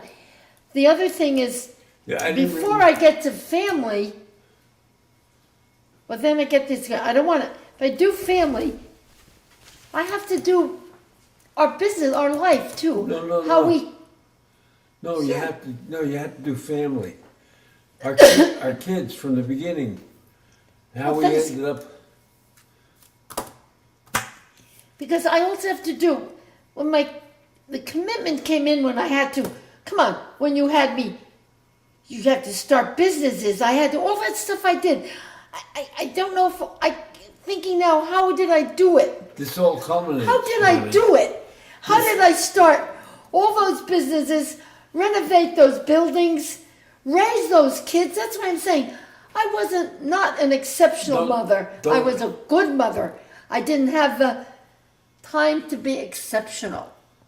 Yeah, you're going Your to. sister was You're exceptional. going to culminate for Ronald. He's going to get more than he wished for. But why don't you take him in the family? Do you have it on? Yeah. Well, if I do the family, then how do you want me to go with that? Well, it happened. How we created the family, and then what? I have to give Yeah, incidences of everything that happened with the kids? You ended up with 6 boys, No. and you ended up with 2 a girls? couple girls, and you ended up with a great granddaughter. Well, come on. Did she go? She's left. She's Yeah. not here. She took her to the park. Yeah. Little one. She's so cute. She in her dress. Okay. Can you get her on the? Right, but you sort of took me Picture off my tube, track yeah. here. I will do my family. Let's go to family. So we have to we'll go come back. with Our whole our life kids has being been, born. Yeah. Our whole We're life back has in been, Buffalo. No, because you left Okay, off. I will tell you that. Okay. Look, you didn't give me. No. I'm not taking my side I- today. okay. We'll do my Okay, side so we're another in time. Buffalo. Let me finish. We moved to Hurdle Homes, which was a nice apartment. Okay, we had Bobby. Chris was a baby. Your father was finishing up graduate school. He finished school with Three a and a double half. major in 3.5 years, with a degree in his hand, which is unheard of for a doctorate. Okay.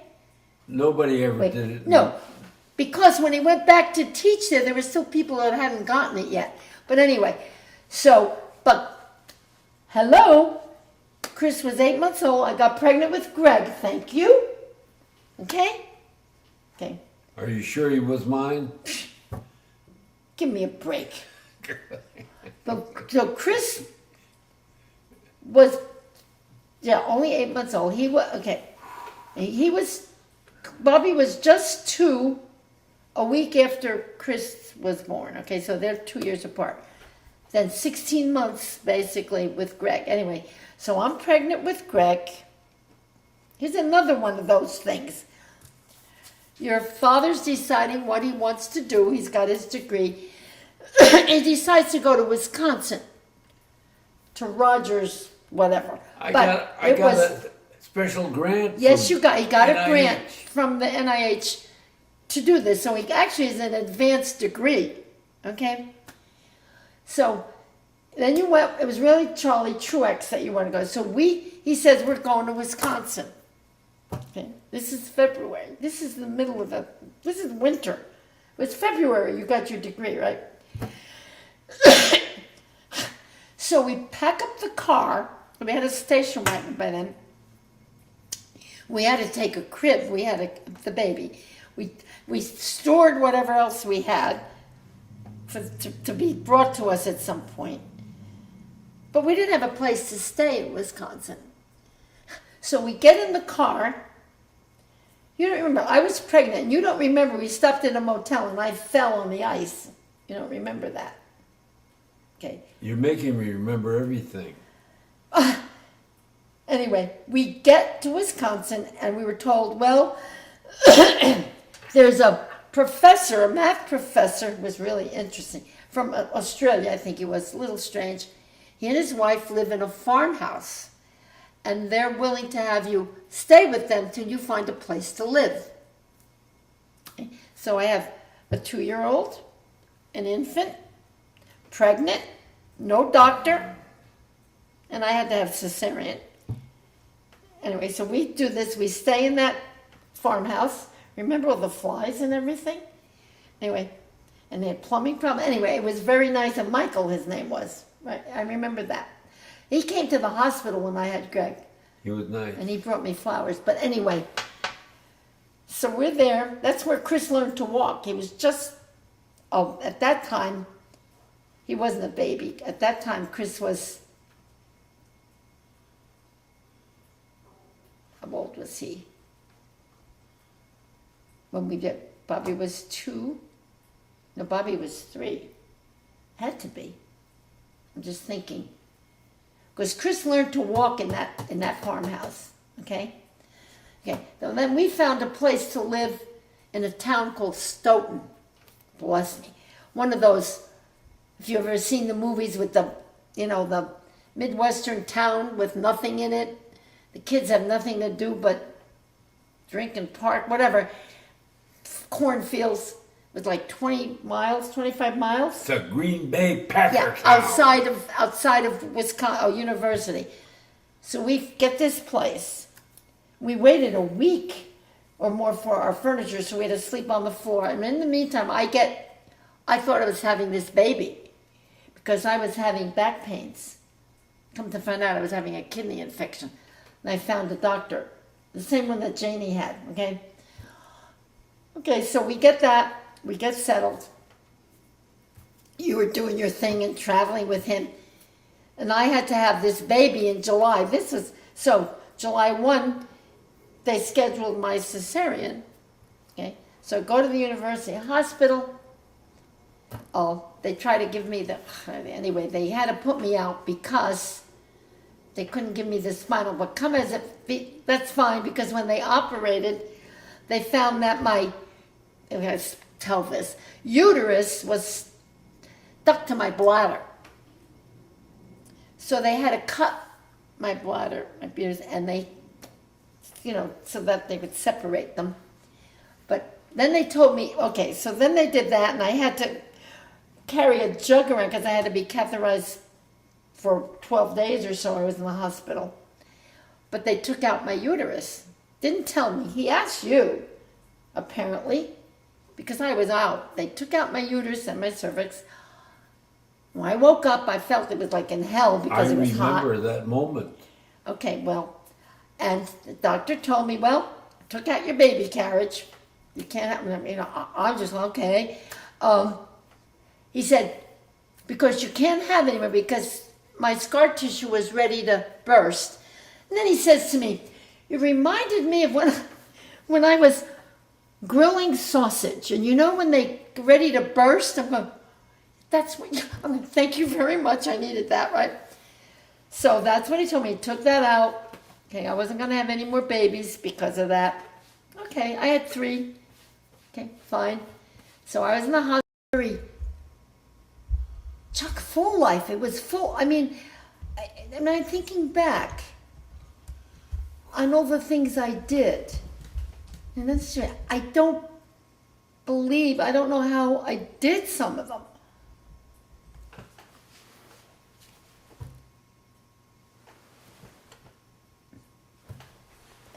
That's why I'm saying I obviously didn't do them all well. You can't do everything well. It's impossible. You can. Are you doing this again? Yeah. Huh? Yep. He's going to have. Back to my girls. He's going to have. So we had the only collection in the world. So anyway, so the girls came, and the thing that struck me when we did this is that right next to this reformatory there was an orphanage. And what did they use with these girls for their reward? They used cigarettes. To me, when I saw the way they dealt with my children, they should have used those girls to work with those orphanage kids that were neglected because they loved them. And Greg, there was this big girl, Becky, she was the toughest. She decided Greg was going to be her baby. And if anyone wanted to touch him or play with him, they had to ask her. I have a picture of her holding him. Can't find it somewhere. And it was just an amazing thing.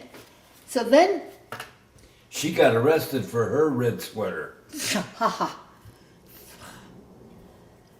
Your father decided he was going to bring the girls home. I don't know how you got them to do it. You don't do that. In 2 groups, because 10 They're and 10. still convicts. Well, You they're don't girls, but they're different. I They're know, teenagers. but at the time they said, well, we've never Yeah. done that. But they did things that I would never even dream of doing. Setting fire to bed and rolling the drunks and all that. I mean, like, wow. So, What's the matter, Ron? No, not working? no, it's fine. It's working. So we bring them home in two groups. And that's when they told me, that's when I realized that they were conning the social workers up and down and around the block. Because they told me that. Sure, I know. Okay? They go, you know, the social workers, they thought they were making headway with them or they were helping them. The girls were just conning them. Are you kidding? So then then he decides they all were able to get somebody to sponsor them, so they were able to leave, except for one girl, Diane. That was a placement. Placement, yeah. We had promised that we would run this for 3 months, after which they would be available for placement. Right. And they placed themselves. That's what you had them do. Right. But Diane couldn't. And she with all her family. Do you know her mother and father, they got divorced. The mother went with a woman. She had 9 kids. She left for a woman. I don't know what the father did. She had older siblings that were viable. I don't know why they didn't take her. So he comes home to me and he says, Diane has no one to take her, which means she was like 16. She's going to have to stay in the orphanage till she's of age. He looks at me. Can we do? Well, I think we should very chock full life. It was full. I mean, I'm thinking back on all the things I did, and that's true. I don't know how I did some of them.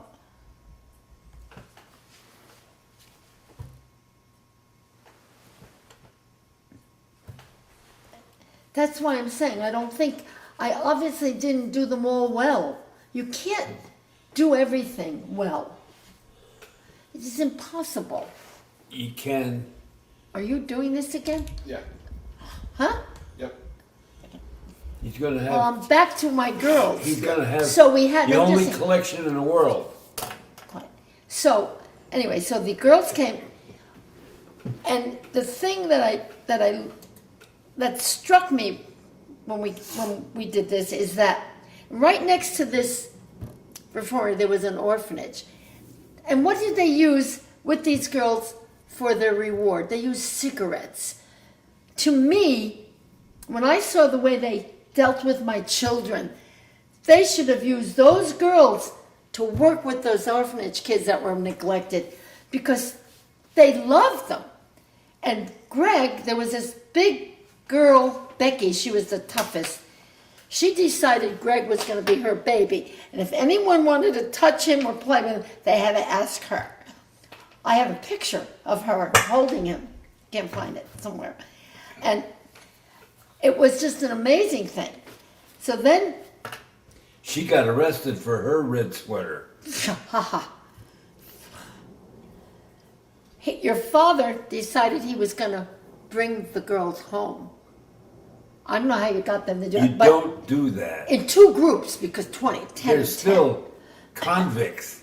Well, you they're don't girls, but they're different. They're I know, teenagers. but at the time they said, well, we've never Yeah. done that. But they did things that I would never even dream of doing. Setting fire to bed and rolling the drunks and all that. I mean, like, wow. So, What's the matter, Ron? No, not working? no, it's fine.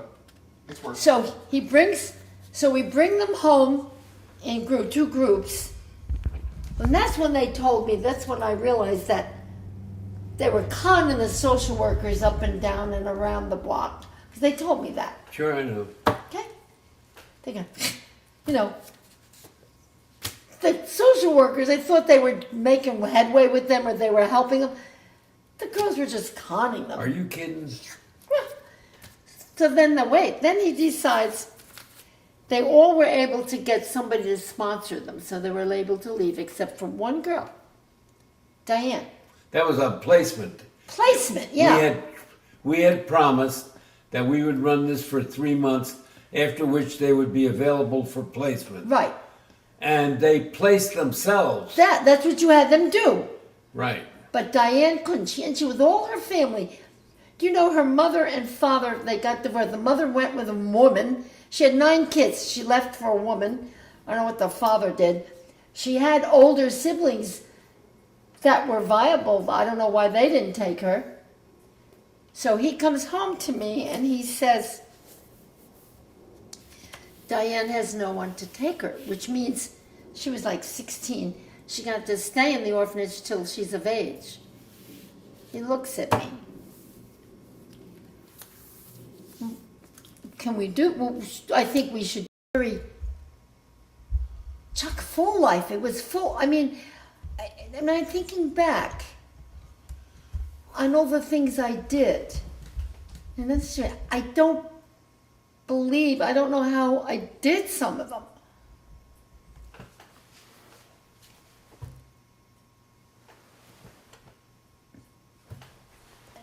That's why I'm saying I obviously didn't do them all well. You can't do everything well. It is impossible. You can. Are you doing this again? Yeah. Huh? Yep. He's going to have. Well, I'm back to my girls. He's going to have. So we had the no, only just- collection in the world. Quiet. So anyway, so the girls came, and the thing that struck me when we did this is that right next to this reformatory there was an orphanage, and what did they use with these girls for their reward? They used cigarettes. To me, when I saw the way they dealt with my children, they should have used those girls to work with those orphanage kids that were neglected, because they loved them. And Greg, there was this big girl, Becky, she was the toughest. She decided Greg was going to be her baby. And if anyone wanted to touch him or play with him, they had to ask her. I have a picture of her holding him. Can't find it somewhere. And it was just an amazing thing. So then, She got arrested for her red sweater. haha. Your father decided he was going to bring the girls home. I don't know how you got them to do You it, but don't do that. in 2 groups, because 10 They're and 10. still convicts. Well, you they're don't girls, but they're different. They're I know, teenagers. but at the time they said, well, we've never Yeah. done that. But they did things that I would never even dream of doing. Setting fire to bed and rolling the drunks and all that. I mean, like, wow. So, What's the matter, Ron? No, not working? no, it's fine. It's working. So we bring them home in 2 groups. And that's when they told me, that's when I realized that they were conning the social workers up and down and around the block. Because they told me that. Sure, I know. Okay? They got, the social workers, they thought they were making headway with them or they were helping them. The girls were just conning them. Are you kidding? So then he decides they all were able to get somebody to sponsor them. So they were able to leave except for one girl, Diane. That was a placement. Placement, yeah. We had promised that we would run this for 3 months, after which they would be available for placement. Right. And they placed themselves. That's what you had them do. Right. But Diane couldn't. She with all her family. Do you know her mother and father, they got divorced. The mother went with a woman. She had 9 kids. She left for a woman. I don't know what the father did. She had older siblings that were viable. I don't know why they didn't take her. So he comes home to me and he says, Diane has no one to take her, which means she was like 16. She got to stay in the orphanage till she's of age. He looks at me. Can we do? Well, I think we should. Very chock full life. It was full. I mean, I'm thinking back on all the things I did, and that's true. I don't know how I did some of them.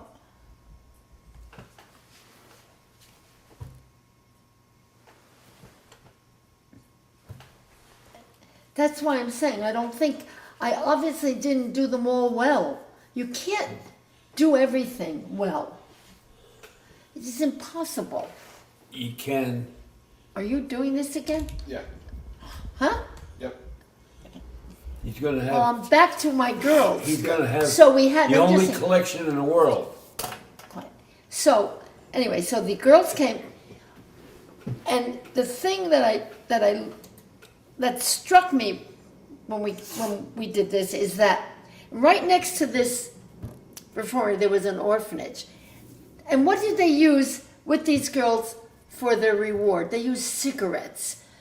To me, when I saw the way they dealt with my children, they should have used those girls to work with those orphanage kids that were neglected, because they loved them. And Greg, there was this big girl, Becky, she was the toughest. She decided Greg was going to be her baby. And if anyone wanted to touch him or play with him, they had to ask her. I have a picture of her holding him. Can't find it somewhere. And it was just an amazing thing. So then, She got arrested for her red sweater. haha. Your father decided he was going to bring the girls home. I don't know how you got them to do You it, but don't do that. in two groups, because 10 They're and 10. still convicts. Well, you they're don't girls, but they're different. They're I know, teenagers. but at the time they said, well, we've never Yeah. done that. But they did things that I would never even dream of doing. Setting fire to bed and rolling the drunks and all that. I mean, like, wow. So, What's the matter, Ron? No, not working? no, it's fine. It's working. So we bring them home in two groups. And that's when they told me, that's when I realized that they were conning the social workers up and down and around the block. Because they told me that. Sure, I know. Okay? They go, the social workers, they thought they were making headway with them or they were helping them. The girls were just conning them. Are you kidding? So then then he decides they all were able to get somebody to sponsor them. So they were able to leave except for one girl, Diane. That was a placement. Placement, yeah. We had promised that we would run this for 3 months, after which they would be available for placement. Right. And they placed themselves. That's what you had them do. Right. But Diane couldn't. And she with all her family. Do you know her mother and father, they got divorced. The mother went with a woman. She had 9 kids. She left for a woman.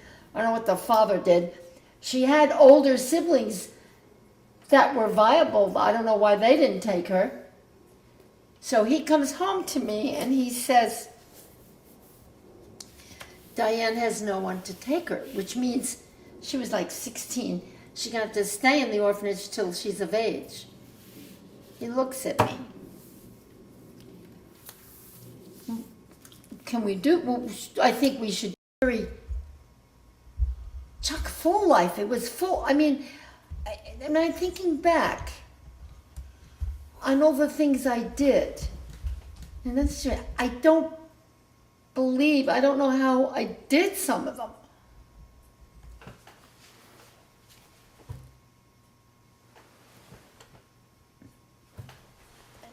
That's why I'm saying I obviously didn't do them all well. You can't do everything well. It is impossible. You can. Are you doing this again? Yeah. Huh? Yep. He's going to have. Well, I'm back to my girls. He's going to have So we had the let me only just say- collection in the world. Quiet. So anyway, so the girls came, and the thing that struck me when we did this is that right next to this reformatory there was an orphanage, and what did they use with these girls for their reward? They used cigarettes. To me, when I saw the way they dealt with my children, they should have used those girls to work with those orphanage kids that were neglected, because they loved them. And Greg, there was this big girl, Becky, she was the toughest.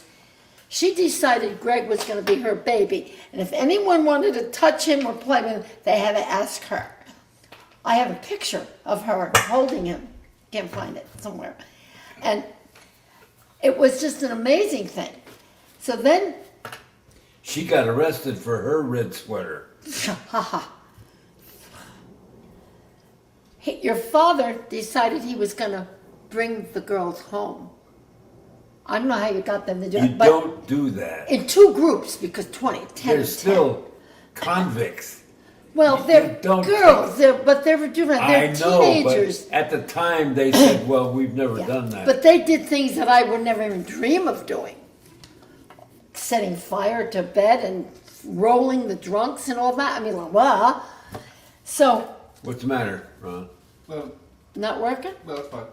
It's working. So we bring them home in two groups. And that's when they told me, that's when I realized that they were conning the social workers up and down and around the block. Because they told me that. Sure, I know. Okay? They go, the social workers, they thought they were making headway with them or they were helping them. The girls were just conning them. Are you kidding? So then then he decides they all were able to get somebody to sponsor them. So they were able to leave except for one girl, Diane. That was a placement. Placement, yeah.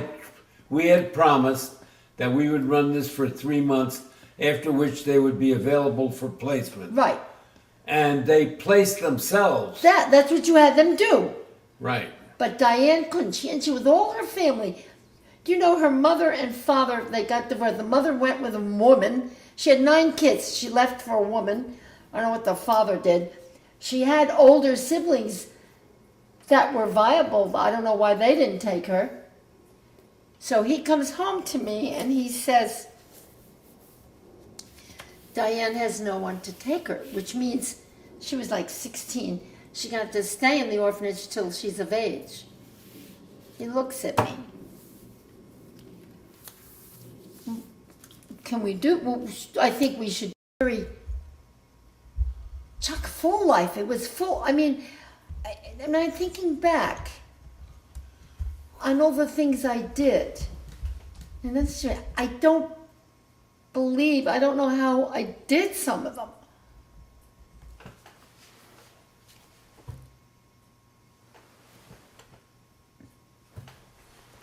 That's why I'm saying I obviously didn't do them all well. You can't do everything well. It is impossible. You can. Are you doing this again? Yeah. Huh? Yep. He's going to have. Well, I'm back to my girls. He's going to have. So we had the no only just- collection in the world. So anyway, so the girls came, and the thing that struck me when we did this is that right next to this reformer there was an orphanage, and what did they use with these girls for their reward? They used cigarettes. To me, when I saw the way they dealt with my children, they should have used those girls to work with those orphanage kids that were neglected, because they loved them. And Greg, there was this big girl, Becky, she was the toughest. She decided Greg was going to be her baby. And if anyone wanted to touch him or play with him, they had to ask her. I have a picture of her holding him. Can't find it somewhere. And it was just an amazing thing. So then, She got arrested for her red sweater. your father decided he was going to bring the girls home. I don't know how you got them to do You it, but don't do that. in two groups, because 20, 10, They're 10. still convicts. Well, you they're don't girls, but they're different. They're I know, teenagers. but at the time they said, well, we've never Yeah. done that. But they did things that I would never even dream of doing. Setting fire to bed and rolling the drunks and all that. I mean, like, wow. So, What's the matter, Ron? No, not working? no, it's fine. It's working. So we bring them home in two groups. And that's when they told me, that's when I realized that they were conning the social workers up and down and around the block. Because they told me that. Sure, I know. Okay? They got, you know, Louisville Courier. whatever. And I dealt with the sports editor. He said, "You realize you're asking me to surrender my job?" I said, "What do you mean?" He said, "If I publish this, I'm gonzo." So then our friend, Bill, the black guy, took us out to dinner for a reward. This was okay. So we get to this. Bill X. Yeah. He was an early black Muslim. We get to this restaurant because by then it was still, Yeah. you know when it was, so it was still. And I don't know what they did there for. Bottom line is we finished, and they come with the bill and they present it to your friend. Their father says, "No, this gentleman's paying," and they were like, because they really didn't want him in there. It was at a point where they couldn't say no. They brought us those little But steaks. but they give you Like bad about- service or bad food. Yeah, we say, yeah. 2 inches of steak, Okay. trying to So, tell us something. Yeah. So they were shocked when the bill went to Bill, and not your father. But this Bill- is what we Bill Banks went said- through. And guess what? I was so happy to get out of Kentucky. Bill And Banks. that wasn't the real South. Well, it is, but it isn't like Mississippi. Bill Banks said That's another thing. he was the first black to ever eat there. Don't you understand how close to the school that was? That was I know the where center, it was. Down the street from where we lived. That was the centerpiece of the Yeah. KKK, Okay. right in the middle. Yeah. What year was this? Huh? What year? 19. We'll figure it out. Chris Early was. 60s? Bobby was. When did Kennedy get killed? That's the year it happened. We were living there when he got killed. 63, 64. Yeah. Because we were there. Well, I knew we were in trouble when we got there. We go to a football game, and everyone stands up and they play Dixie. Ronnie knows Not the that part. national. It's like not the national Star Spangled Banner. That is, Dixie. by the way, everybody knows. Everybody who stands up is saying, "Yeah, we're still with you." Well, guess what? Old South. I did that. No. I was going, what? Oh, no. Not for me. No. Anyway, so then I didn't get back. So we get back. We took Diane. She came to live with us.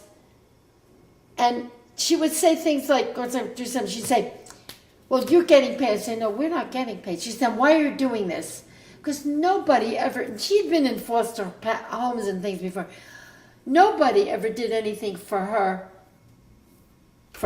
that didn't get compensated. She couldn't understand it. So when we moved to Massachusetts, she didn't want to leave Kentucky. For what it's worth, her family was there, her siblings, for whatever good they were. She didn't want to leave. She came for a summer. She came, yes. We had her come in this summer.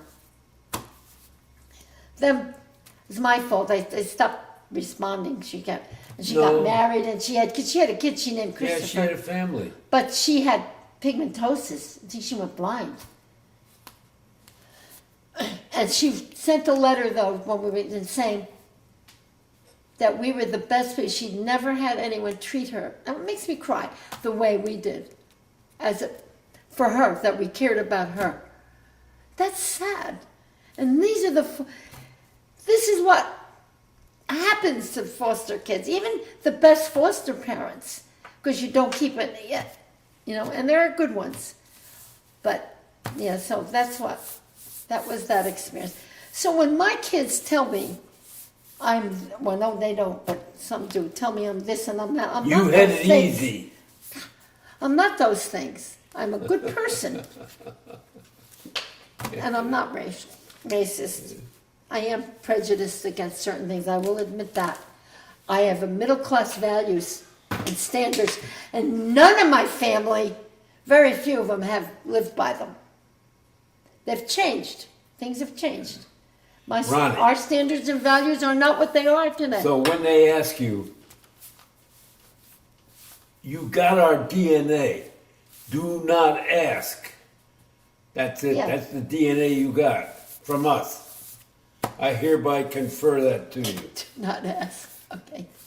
When they want to know, "Well, where'd you come from, Ron?" Say, "I got DNA, man." Do not ask. So, okay, then we go to Massachusetts. And we went back to that. We went. So when your father gets a job at UMass, By the way, I just tell a footnote for Ronald. We played basketball. We had a team, played basketball around this prison system and so on. There were some pretty good did players do in that, prison, yeah. I'm not going to tell you. All on druggies. But damn, I saw like playing. I said, "Hey man, you could be playing in the All-Star game in college." He said, "Yeah." They were better than the All-Star games. Go ahead. I'm sorry. no, that's right. Because then I'm going back, because I already went forward with that one when you went to Buffalo. But you went to Massachusetts. We moved to Massachusetts. We had the 3 kids. We tell his parents, we're going to we left the kids with him. We're going to Massachusetts to buy a house. We'll be back tonight. And his mother says, what? Who goes somewhere, buys a house and come, you know. Anyway, so we said we'll be back. So we go up to Massachusetts. We go into the real estate with Ray. He knew what he was going to do, right? I know, Ray Campbell. Of course, he shows us his house that he lived in town. He showed us the one in Amherst, in Pelham, that he owned. We go. He showed us the house, the pool, and all that. It was a rambler that he gerrymandered together. It was not a great house. Then, of course, he shows me, the woman, this brand new house with a great kitchen, a dishwasher, all that, in the middle of town, near the high school. Now, what woman isn't going to say, oh my God, you know, I'd like that, because everything was new, everything was...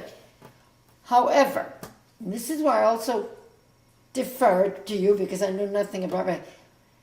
We went to him, and he was trying to get us to buy his house on in Pelham, on Harkness Road. And your father's telling me, well, they're not going to make any more land. You can change a house. You can do all that. I didn't know. I never lived in my grandmother's house, but my parents didn't have a house. So I'm saying, okay, you know, we will go with this one, okay, on Harkness Road.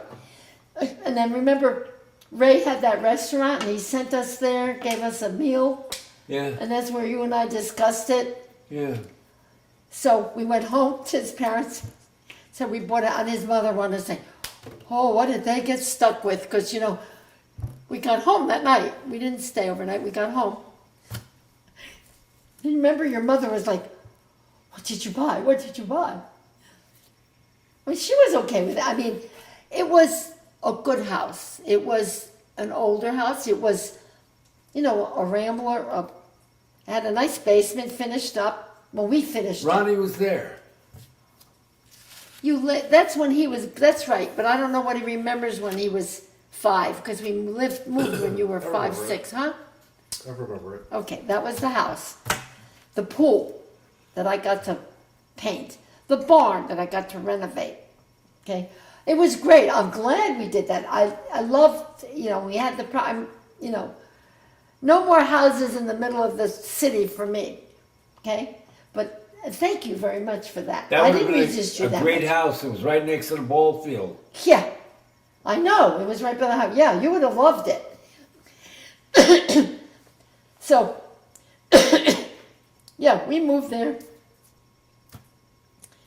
And we had the pool and the pond. And that's where Greg almost drowned again. Went in the pond. He was only 2.5 or something. 2. And Bobby and Stanley, Stanley, Bobby's friend Stanley from across the street, were standing on the shore laughing. And Greg kept going out further instead of coming. You ran out the door and down the path I dove into and that dove pond. into the water to get the kid. And he comes up. It's like, what? So, yeah. Anyway, it was great. Skating there. You didn't skate. Poor Brian. You put this he held onto your shirt and you pulled him around the ice. He hated it. I broke my wrist playing goalie or whatever. What was that? car? Probably a delivery Huh? car. Was Erin coming back? No. They're delivering something. Oh, okay. Anyway, broke my wrist. Tried pinning. We didn't have these diapers. I had cloth diapers with pins. I had to learn to pin a diaper. It was very hard to do because Brian was in diapers. Oh, don't you remember? Yeah. But and then after that, when that's when we would. That was then, and then after that, we'd put the skates when he was older, skates on him, and you would pull him around the pond. We put him on the sled. He hates that. He hates that story, so we can't tell it to him in front of him again. Where he went down the hill and wound up in the dry well. Oh, yeah. We couldn't find him. It's true. You would have been screaming. We'd find you in a second. He sat there in a dry well, in the sled, wedged down. We couldn't find him. We were looking. We knew. They sent him from up here, and I was waiting down there. He never arrived. Where'd he go? Didn't say a sound. This tells you something. Okay? Anyway, he was in the dry well. This is the difference. At the mealtime, you don't remember. You were so little when you were 2, taking the car for it. You would sit at the table, and I'd put the food out, and you'd be taking what you want, and Brian would sit there and wait till I gave him the food. That's how I knew the difference between you. Okay? Big difference. That told it to me. Yeah, what you could have said, Brian, why can't you be more like your brother Ron? Right. Anyway, so, okay, and then, wait, let me get to this story. Then anyway, so when we went to Massachusetts, I'm mixing the things. You know, and I told you what happened later on when we left. He left, right? And we went to Buffalo. Okay, that's when we came back. We had renovated the basement. We renovated the kitchen, the back. Remember that time we came home from vacation from your parents, and there was plastic. It was winter. Plastic on the, Yeah. and our pipes froze and all Yeah, this yeah. stuff. And, you know, you said, you would have sent us back. And instead we wound up staying during the day and going at night and going to Gloria's and at Bernie's during the day. Because we couldn't stay in the house during the day. We spent it. It was horrific. Okay. Okay. But, and then you don't remember Bobby hit his head on the pipe. And it was, anyway, things happened. But then and I hadn't renovated the barn yet. Okay, we did that. We went to, I think we renovated it when we came back because that's when we did the business, right? When we came back from Buffalo, after Buffalo, the second time we came back with your brother, Brian. We adopted him in Buffalo because we saw this little baby. They had him in the paper. And then they had him again when he was a year. And he looks at me, I look at him, and this little baby. So we couldn't have any more children. So we decided we would adopt him if they let us. At that point, they were letting white people adopt black children. They had not had any. At that point, they let us. They allowed it. They didn't have it. No, they right yet.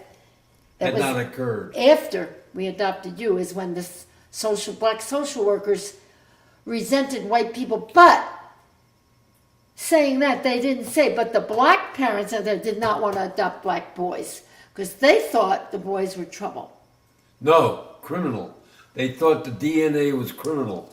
I What- said there's no such thing as inheritance of acquired characteristics. This is why there were more black boys in the foster system. No, than today girls. you still can't get them to adopt black boys. They don't, you know. You can pay them as foster, but you can't get them to adopt them. Brian's mother did, and Unfortunately, not I'm her sure friend. she got paid. No, she adopted him. Not foster, she adopted him. I'm just saying. No, she didn't get paid. She got paid back in the wrong term.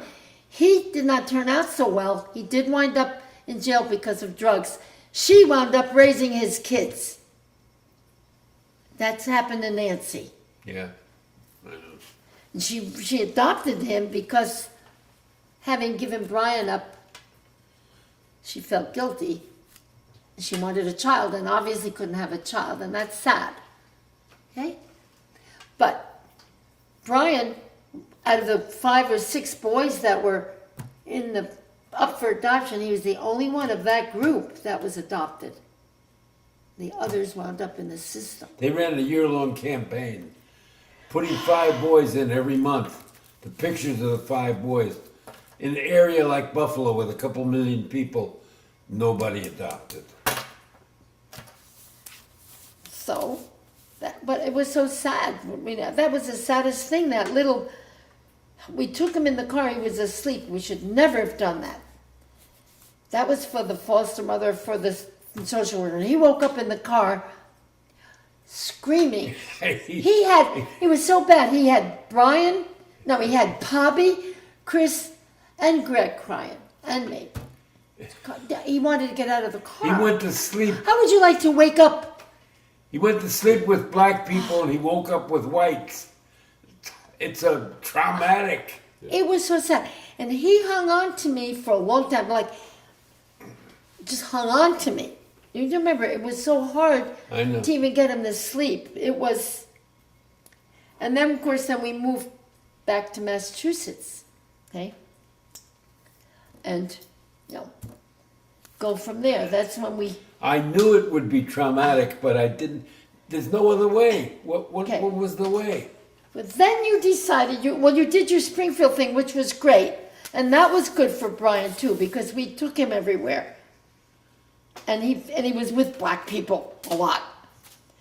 And he was the one little kid, when we went to a basketball game at the AIC, he would sit and watch, and my other boys would be running all over the place. But he just did this the whole game. He would sit and do that. And when we were home, downstairs we had you remember the gym mats in the basement? Mm-hmm. He had these plastic football figures like this, and he would just play with those things in sports. Okay? But then we started, you left, you turned it over to Andy and Bernie, thank you, and decided you were going to start a business. Well, Andy and Bernie started they didn't want a business, they didn't want to have to invest, they didn't want to deal with it, so they did not get involved. They stayed at AIC. We started the business. Eastern Psychological, blah, blah, blah. That's when you had me do the office in town, remember that little? Do I remember? Yeah. It was just a shell. I had to do it. Punched the doctor out there. Yeah, and I had to plan it all and get everything. Yeah, fine. And then I had the barn done. I had to renovate that. And that was a job because we had to elevate because of the water and everything. And that turned out good. That was a lot of work. Yeah. And in the meantime, I have these 4 boys. I have you. I'm doing your manuscripts. But it was when we had the barn done that we hired Jeannie. We had the barn when we hired Jeannie. God. Okay? She died. She passed away this past year. Our secretary from it. So, yeah. She had esophagus cancer. Then I had that, that was a lot of work. Renovating that was a lot of work. Then you go and you decide we're going to buy the mill. We decided, whatever. We went through all that with the town. They've given us grief and they didn't want, we wound up with the mill, right? Great. You went somewhere in Springfield to some architects or something. You came home to me, it's yours, babe. And I go, what's mine? The mill's yours. So he said to me, it's yours. Yeah, I do remember. What am I going to do with it? I do remember that. And then he says, use the KISS method. Do you know what that is? Yeah. Keep it simple, stupid. Okay. That's what you did. You make me sound cruel, Ronnie. No, it wasn't cool. It was funny. Ronnie knows I don't have any It was cruelty. funny. It was fun. I'm going, okay, okay. We can do this. Maybe thinking about it, you better not show this to Amy. And then Amy. we had the two Polish brothers, Wojtowicz brothers, Ed and Ted, do the work. Kaczynski. Wazinski with a W. But I'm the one that had to go buy all the material. I buy the lumberyard, the hardware, I had to buy the materials, the carpeting, the window. I had to go and do all that.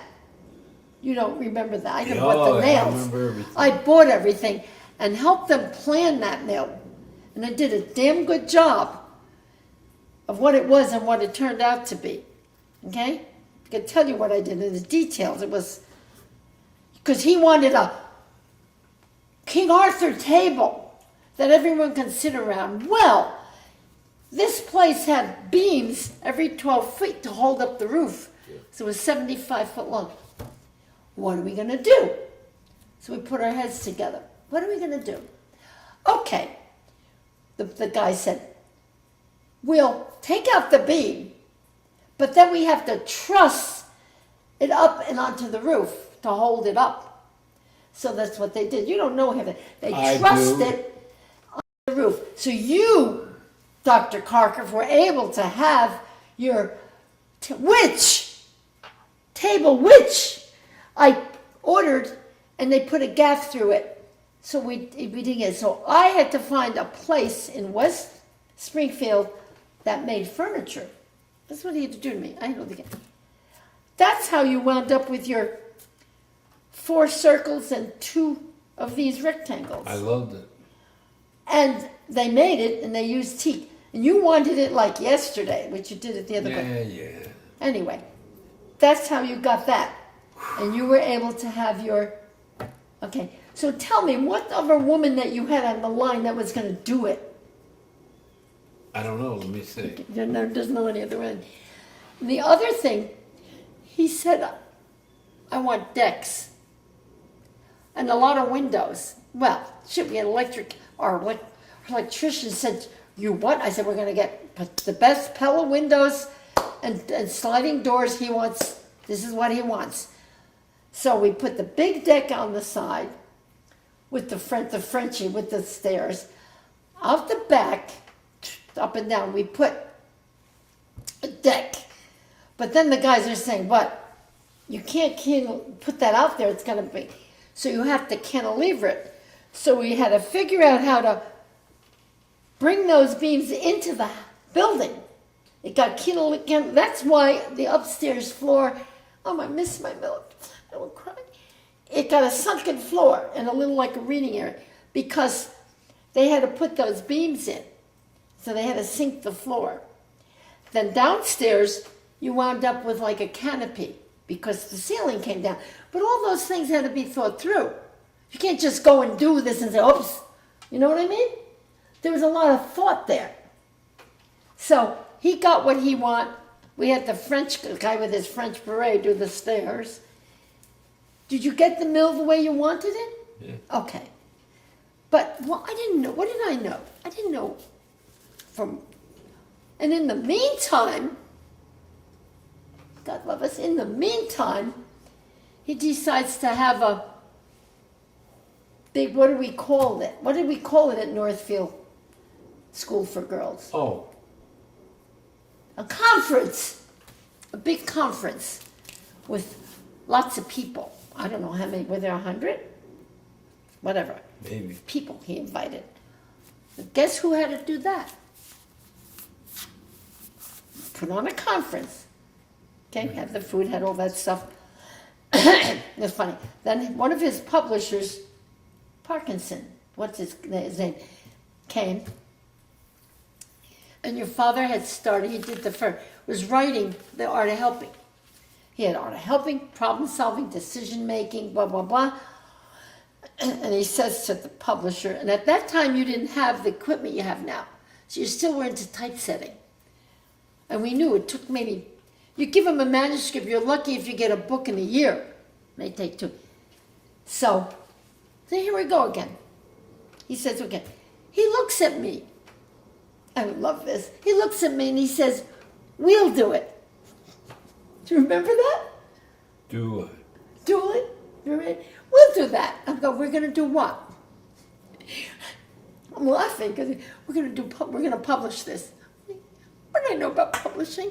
Nada. I still don't. Nada. I'm laughing because it was funny. It's funny. This was you. We'll do it. You did great brochures. They were wonderful. They were like a book in themselves. Okay? So I had to go. We got it. We had Tommy. You had Tommy the artist. But I had to go buy the paper, find the printer, find a binder. Okay, we get all that done. He wanted it in the, the GBC binding, those plastic little. Yeah. Well, at that time you had to do it. They didn't have electric. It's at that time you had a hand, so you can only do so many. So we did 1,000 books or whatever, which was stored in my basement. And we had an order for 500 yesterday. So I go to the place and I said, I need 500 books. Well, they can only do 50 a day. So they had to do 100, they expedited it. Do you remember that? That was in West Springfield too. Yeah. So then, I have to, the books are stored in the basement in the boxes. I had to pack the boxes, ship them, do all the print, mail, all that stuff, put the boxes in the station wagon. I did that. Took it down to the post office, backed it up into their thing, and the guy's there, and I said, could you help me? No, it's not in our job description. So they made me lift every one of those boxes and put it on the dock. Did you know that? Yeah. Yeah. That's how it works. That was that. And then we had... Sort of like what I did with you. You want to cry a little bit. But, no, I'm not crying. It was great. That's where my commitment comes in. That's what I'm talking about, commitment. Never mind this other stuff that I was committed to. So we did Eastern Psychological, and I kept the books, God help me, and the count, but I had to keep the books too. And I was relieved of your big typing because you had Jeannie by then. Until then, I was doing your manuscripts and your articles and all that stuff. And then we started the HRD Press, so we did Eastern Psychological, which we switched to Kharkov Associates at some point. We did Human Relations Development, HRD Press. Then, which I'm very upset about, don't start me on that, we did Kharkov Institute of Human Technology, which was a non-profit, this is an educational thing, which was meant that we were able, down the road, because he had all PhDs working for him, to give out degrees, to train and give out degrees. And where did that go? Other people decided to get rid of it for a variety of reasons. I was pissed. I'm still pissed. Okay? I did all those. I started all those. Okay? He's looking at me like you're crazy, right? How much time is Do you left? believe? How much You time don't we believe got? it. No, I believe it. Okay, we 2:30? can end. It's 1:20. Anyway, 120. so that was that. Okay? And then we had all that going on. We're going to get to the things. We got Ronald in there somewhere. We got Ronald along the way, but not yet. And then you had the people come from... Oh, your mother and I got those tables made. 6 of them, because you were training in the mill. And she and I finished them. Al Stoddard made the legs, and she and I did the... You remember that? No. None of you remembers everything. It's their tributaries as far as he's I concerned. remember They're most of tributaries. everything. Anyway, you know, so was I an exceptional wife? Yes. Was I an exceptional mother? No. So You can't be exceptional at everything. part of what I was she's a good just- mother, not an exceptional what she's mother. just rationalized Rationalized. is, to me, the reason for us living here in America, for any of us, you and me, mom, is to become exceptional in some area. It doesn't matter what it is. It's not how many victories you have or how many teams you made, or being exceptional. That's different. And whatever it is you do, that you are exceptional in it, you have that opportunity in America. You don't have that in any other country in the world. It's an inheritance that we got from the Jews who thought they were chosen people. Well, chosen people is sort of DNA. Exceptionalism is anybody can go for it. Yeah, it doesn't matter how you were born. It doesn't matter what your DNA is. You can go for it. And Mom is an exceptional wife. And she has been all in. Not in the marriage, but all in her love for me. And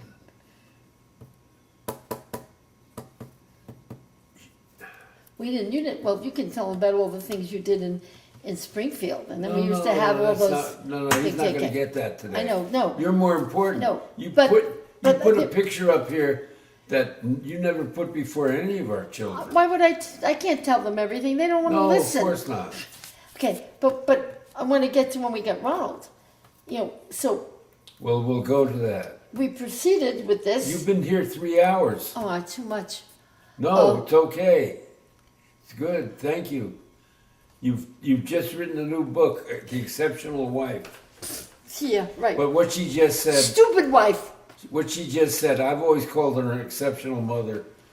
And she said, no, I've never been an exceptional mother. I've been an exceptional wife. I've served you, and I've served the kids in serving you. And I understand where she's coming from.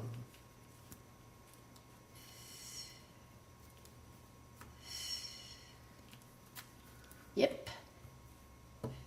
And I never asked anything of my kids except, and you don't have any, that they do for their kids what we did for you guys. You do for your dogs. You don't have kids. It's okay. If you don't, look to me, if you don't want kids, you don't have them. If you have them, you have to take care of them. Right? So, don't have them. Nobody says you have to have kids. You don't need to pronounce No, it on I'm that. just saying. I asked Ronnie about kids, and he said he doesn't throw stones in schoolyards. That's true. That's what I believe that, but that's okay. But there's the other side. If you have kids, however you have them, stones or no, it's your responsibility to take care of them. Okay, bring him up. Done. Okay, Bring him up to now- date with Ronnie. Wait. Well, so where was I? So we were with the businesses. We had. Okay, we get that. We get Ronnie, and then we get down here, and then I have to go back there for the summer to take care of your people. They thought I was crazy. People from South America, when I had to put a house together for them and do all that. That was another thing. Okay, so we Ray helped us. Huh? Ray Campbell helped us. That house he had, we rented it. I know. And then I had to go over to Holyoke to that rental place and rent all the furniture. And then I had to gather from all our people the pots, pans, all that stuff. And then I took them, and you don't even know what we did there. You had a happy time. Anyway, so when Brian was 4, no, He had to be 3. Wait, you were a year old when we adopted you. You were born in 72? What? 1. I can get it, 71. We adopted you in 72. In fact, I can give you, and I wanted to do it at some point, give you your adoption paper. I have it. Okay. Okay, 72. Okay? What was 72? That's right, because you were 6 when we moved down here, okay? So in 72, when we decided we had Brian,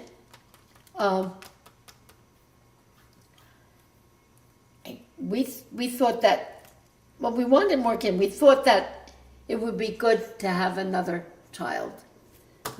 And maybe Brian you can relate to because he felt like he was the only one. And when we didn't ask for a girl or a boy. We did not say we want a girl. I wouldn't do that. This little boy was presented to it, and that's what we went with, you. Okay, we picked you. We didn't say, oh no, I don't want him, I want a girl. Okay? Then after we had you, he says, now we need some girls. And I said, oh no, we're going to wait. And we waited and we got girls. No more kids. That was like 5 boys. Good thing. Yeah, 5 boys and all that going on. And he wanted I would say some girls. Not 1, but 2. 1 girl is easily worth 6 boys in child rearing. There you go. Anyway, so this little boy, and you were just so slot with my, and we met at the park. Remember over in Yeah. Northampton. Northampton. We met at the park. That's where we first met you. They brought you to the park. And you smiled a lot, which was good. You weren't quite walking yet. You were on the verge of it. I told you that. Okay, so we adopted you. And I told you, you were walking in the backyard, and we had that tree right there, and you bumped into it. And you were so mad at that tree. The tree did it. And I thought, oh boy, here we go. This kid, different from this other one, which you just say he got hit. Okay? So there you were. Then, and I told you about what you did at the dinner table. Help yourself. But then came the thing with the car. And I don't know how the hell you opened the door, because it was a heavy, single door Cadillac. I had trouble opening the door. How you got in there, I still don't know. It was up here. Here's the pool, and the car was like next to it at the top of the hill. There was a basketball hoop and then the hill. Next thing I know, Greg's yelling. He tried to open the door. He couldn't open the door. I don't even know how you got in the car. Pearl, you remember Pearl? She broke her toe running out. She ran out the door. Thank God for her. She got in the car just as it was going down the curve and stopped it before it hit a tree or got in the road down the end. And you were just so happy till you got spanked. No, he hated me forever. Oh, you spanked him good. That was the first and only time you got spanked. That's the first and only time I ever spanked anybody. I know. Scariest thing ever. So we had that big rock in the driveway. You got spanked and you got put on the rock and you sat there for 2 hours. You don't remember that. Yeah. I have a picture of You him. remember sitting on a rock? No. He was Oh too my young. God. I have a picture of him sitting on the You rock. were traumatized. I'm sorry. You probably thought, whoa, Forgive me. what Oh, are these people beating me? I got so scared. You don't know how lucky you came to dying that time. Yeah, you shake your head. No, but you started right. You, big Cadillac. You were only Big old Cadillac. How You're old. did he open the door? You started with a caddy. And then you got the big wheels. All the big wheels. First car you chose was a caddy. The big wheels. Damn. You and the big wheel, it was like, you went through 3 of them, I think. You wore out the tires. Down the hill. But then we had the tennis court, we had the pond, and we had I had the pathway that I had done down there. And so many, I don't know, friends would try to keep up with you. You were just all over the place. I knew you were wheels. and there was a guy across the street had a motorcycle, and you'd go sit on that thing. You're only 3 years old. You got the big wheel, I think you were only 4. Maybe 3 or 4. Yeah. And you were up, well, the big wheel. It's funny, I knew that wheels was going to be your thing. Speed. For whatever reason, it was speed. Still is, huh? But that was, he was funny. That one did me. That one, I wish I didn't have a video then, I mean, I wouldn't have taken a picture. I still don't know how he got in the car. Greg couldn't open the door and Pearl got in the car. I don't know how you did it. But the thing is, he must have, because then you could, now it's hard, you can't shift like you were able to before. And I don't think, and you were able to shift, I don't know, you must have watched one of who was driving. I drove the stupid little thing. One of us driving the car to know what to do. How did you get it in gear? Or neutral, you got it in neutral. You couldn't step on it. Well, now you have to step on a brake to get right. There you still had to step on something, I think, to disengage it. No? Let's say, I mean, anyway, you did it, and I don't know how you did it. let's say at that moment, the family, our little local family there, got traumatized. We got traumatized. We realized that it could have been all over for a couple of years. You also could have wound up the tree, the street, or Holton's house. It was heading down the street. It was heading, Yeah, here's our driveway, goes right into the Holton's driveway, right. the house. And here was the hill, and there was a tree there. Yeah, No, she stopped it before it hit anything. yeah. I don't know how she did that. Thank God. Okay. So we have her to thank, but So your earliest then- childhood memory is being spanked. Oh Really? my God, Ronnie, forgive me. oh my God. That's all. what you remember? Yeah. Anyway, keep going. That's You amazing. remember being spanked? No, keep going. Nobody remembers anything earlier than age of 3, and you remember 1. He wasn't 1. Couldn't get in the car, wasn't even driving, Well, walking. 2. He was 2.5 going on 3. Fine. Wow. You lose track of ages. Because then we decide to move down here, and that's a whole nother thing. And then Bobby going to Deerfield, Bobby destroying his leg, the boys getting into their difficulties. I don't think I want to expound upon those things. We come down here, you were 6. We put you in football. They were called ankle biters. Do you know what? You hated that name. Yeah. What was it about that? 2 things. You hated a couple things. Up in Massachusetts, that's why I think you hated the cold. Your hands would get cold. You would scream. Now, I think you had, not frostbite, but there's a condition, okay? You still get cold, or you Yeah. don't have, okay, your hands. Fingertips. Yeah. And, yeah, you didn't like, we sang happy birthday. You were always got upset, and I never could figure out why. You didn't like us singing happy birthday when you were little. You couldn't explain it, and I couldn't explain it. You used to actually cry. You didn't like it.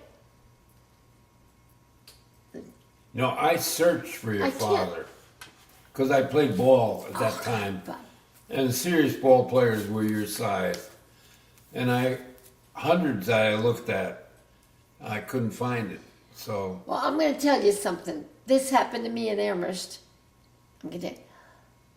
I swore that it was you. I swore there was a guy, a student driver, on a bike. a spitting image of you. I'm just wondering if you had I'm just saying if you had a twin. Spitting, I was going to say, Ronnie, what are you doing here? I was like stunned. Just like you. Built like you, looked like you, rode like you.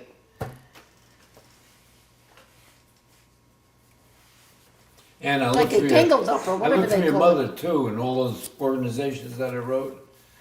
I had leads on a couple. Just you working with very, very little. But that's up to Ron. Ronnie didn't want that. No, Ronnie didn't I want mean, it. if he does it, then I I said it would did. help him. I wanted to know if it was anybody that we What? knew. Then what were you going to do about it? I probably would have told him Come on. that he's okay, It's true. because they worry too. But that was your choice. It's your choice. I'm still his mother. The mother. I gave him the thing. DNA. Do not ask. Do not ask, right? Okay. Right. But and I don't know why did you did what was it about ankle biters that just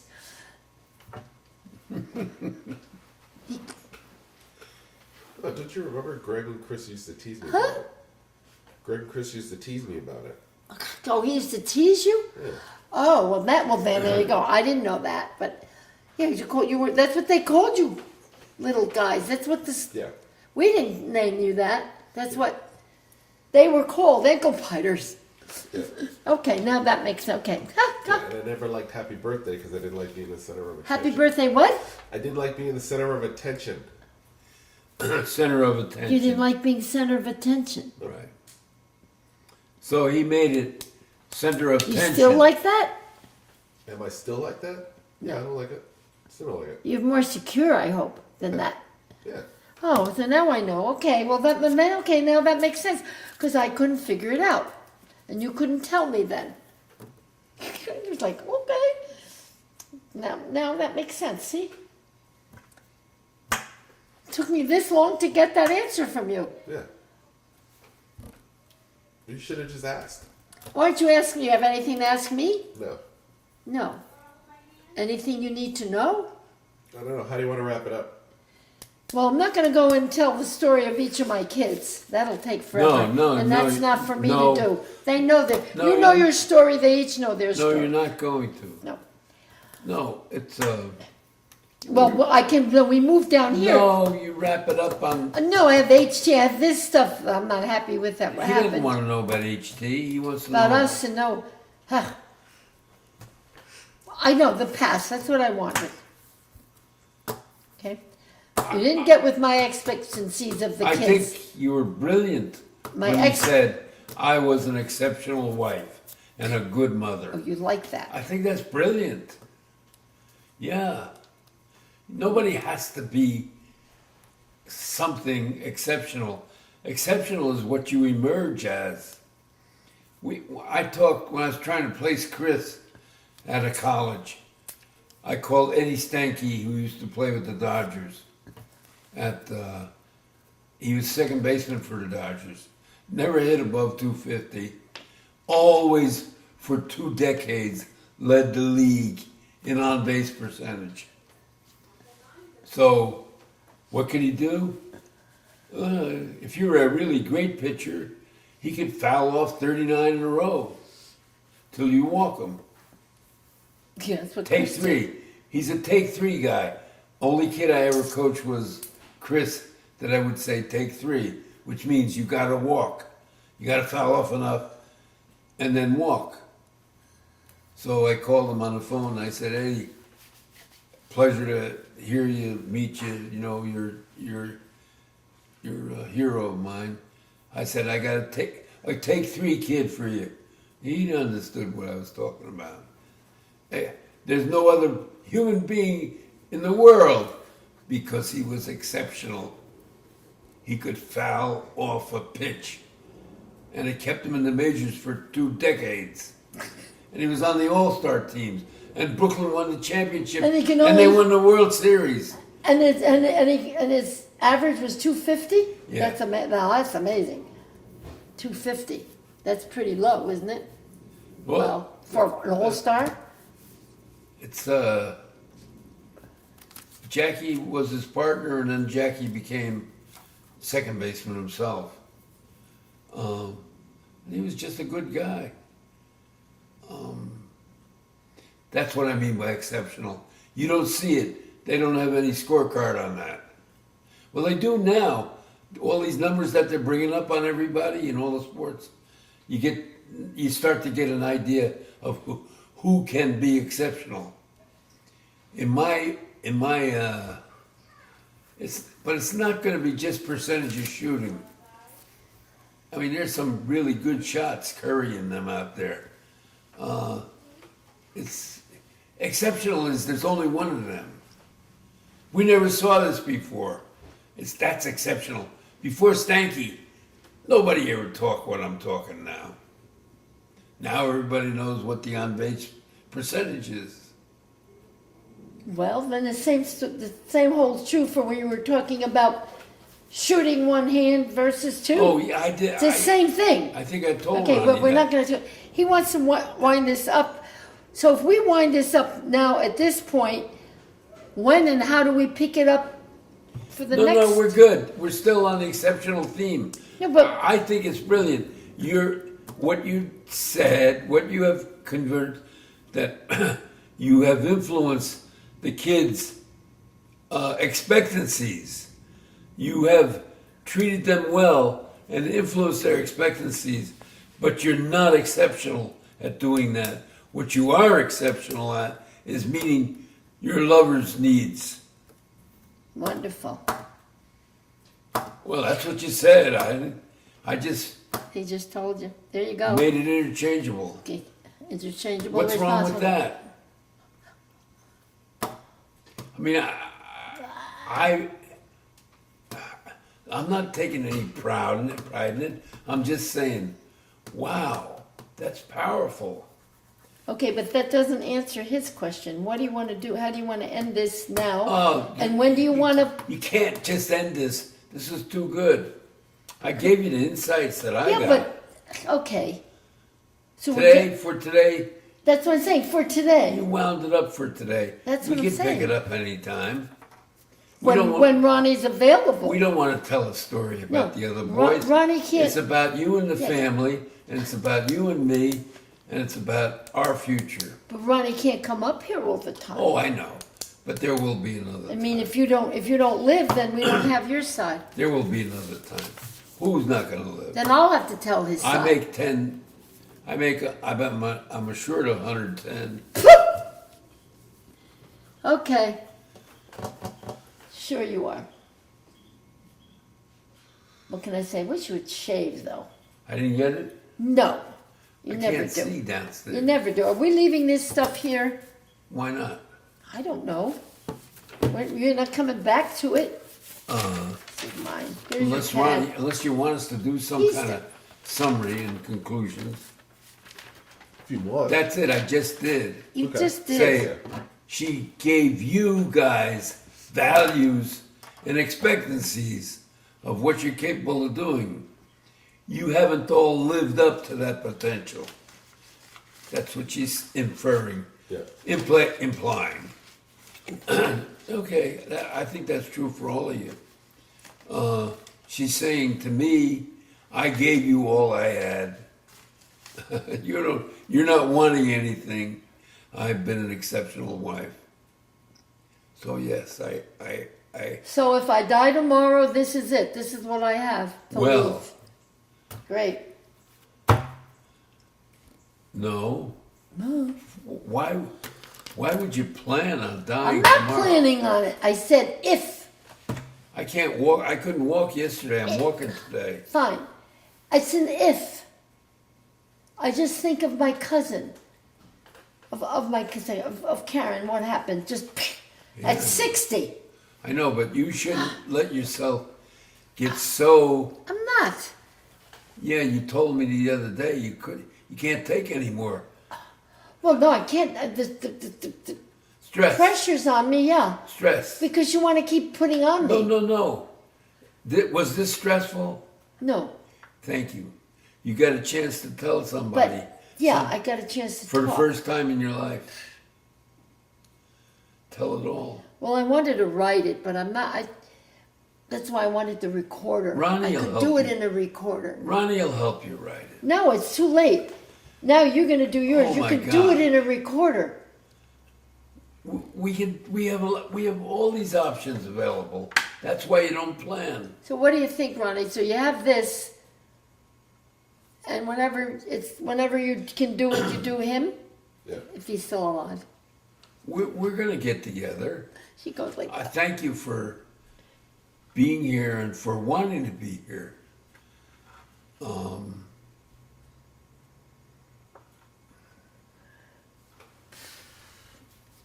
What am I going to give you for lunch? What I have? So that sandwich stuff. The sandwich stuff, or I have the pasta, What is that? or whatever. I'll just leave this in a. We're going to leave this nice room is going to get messed up Yeah. again. What is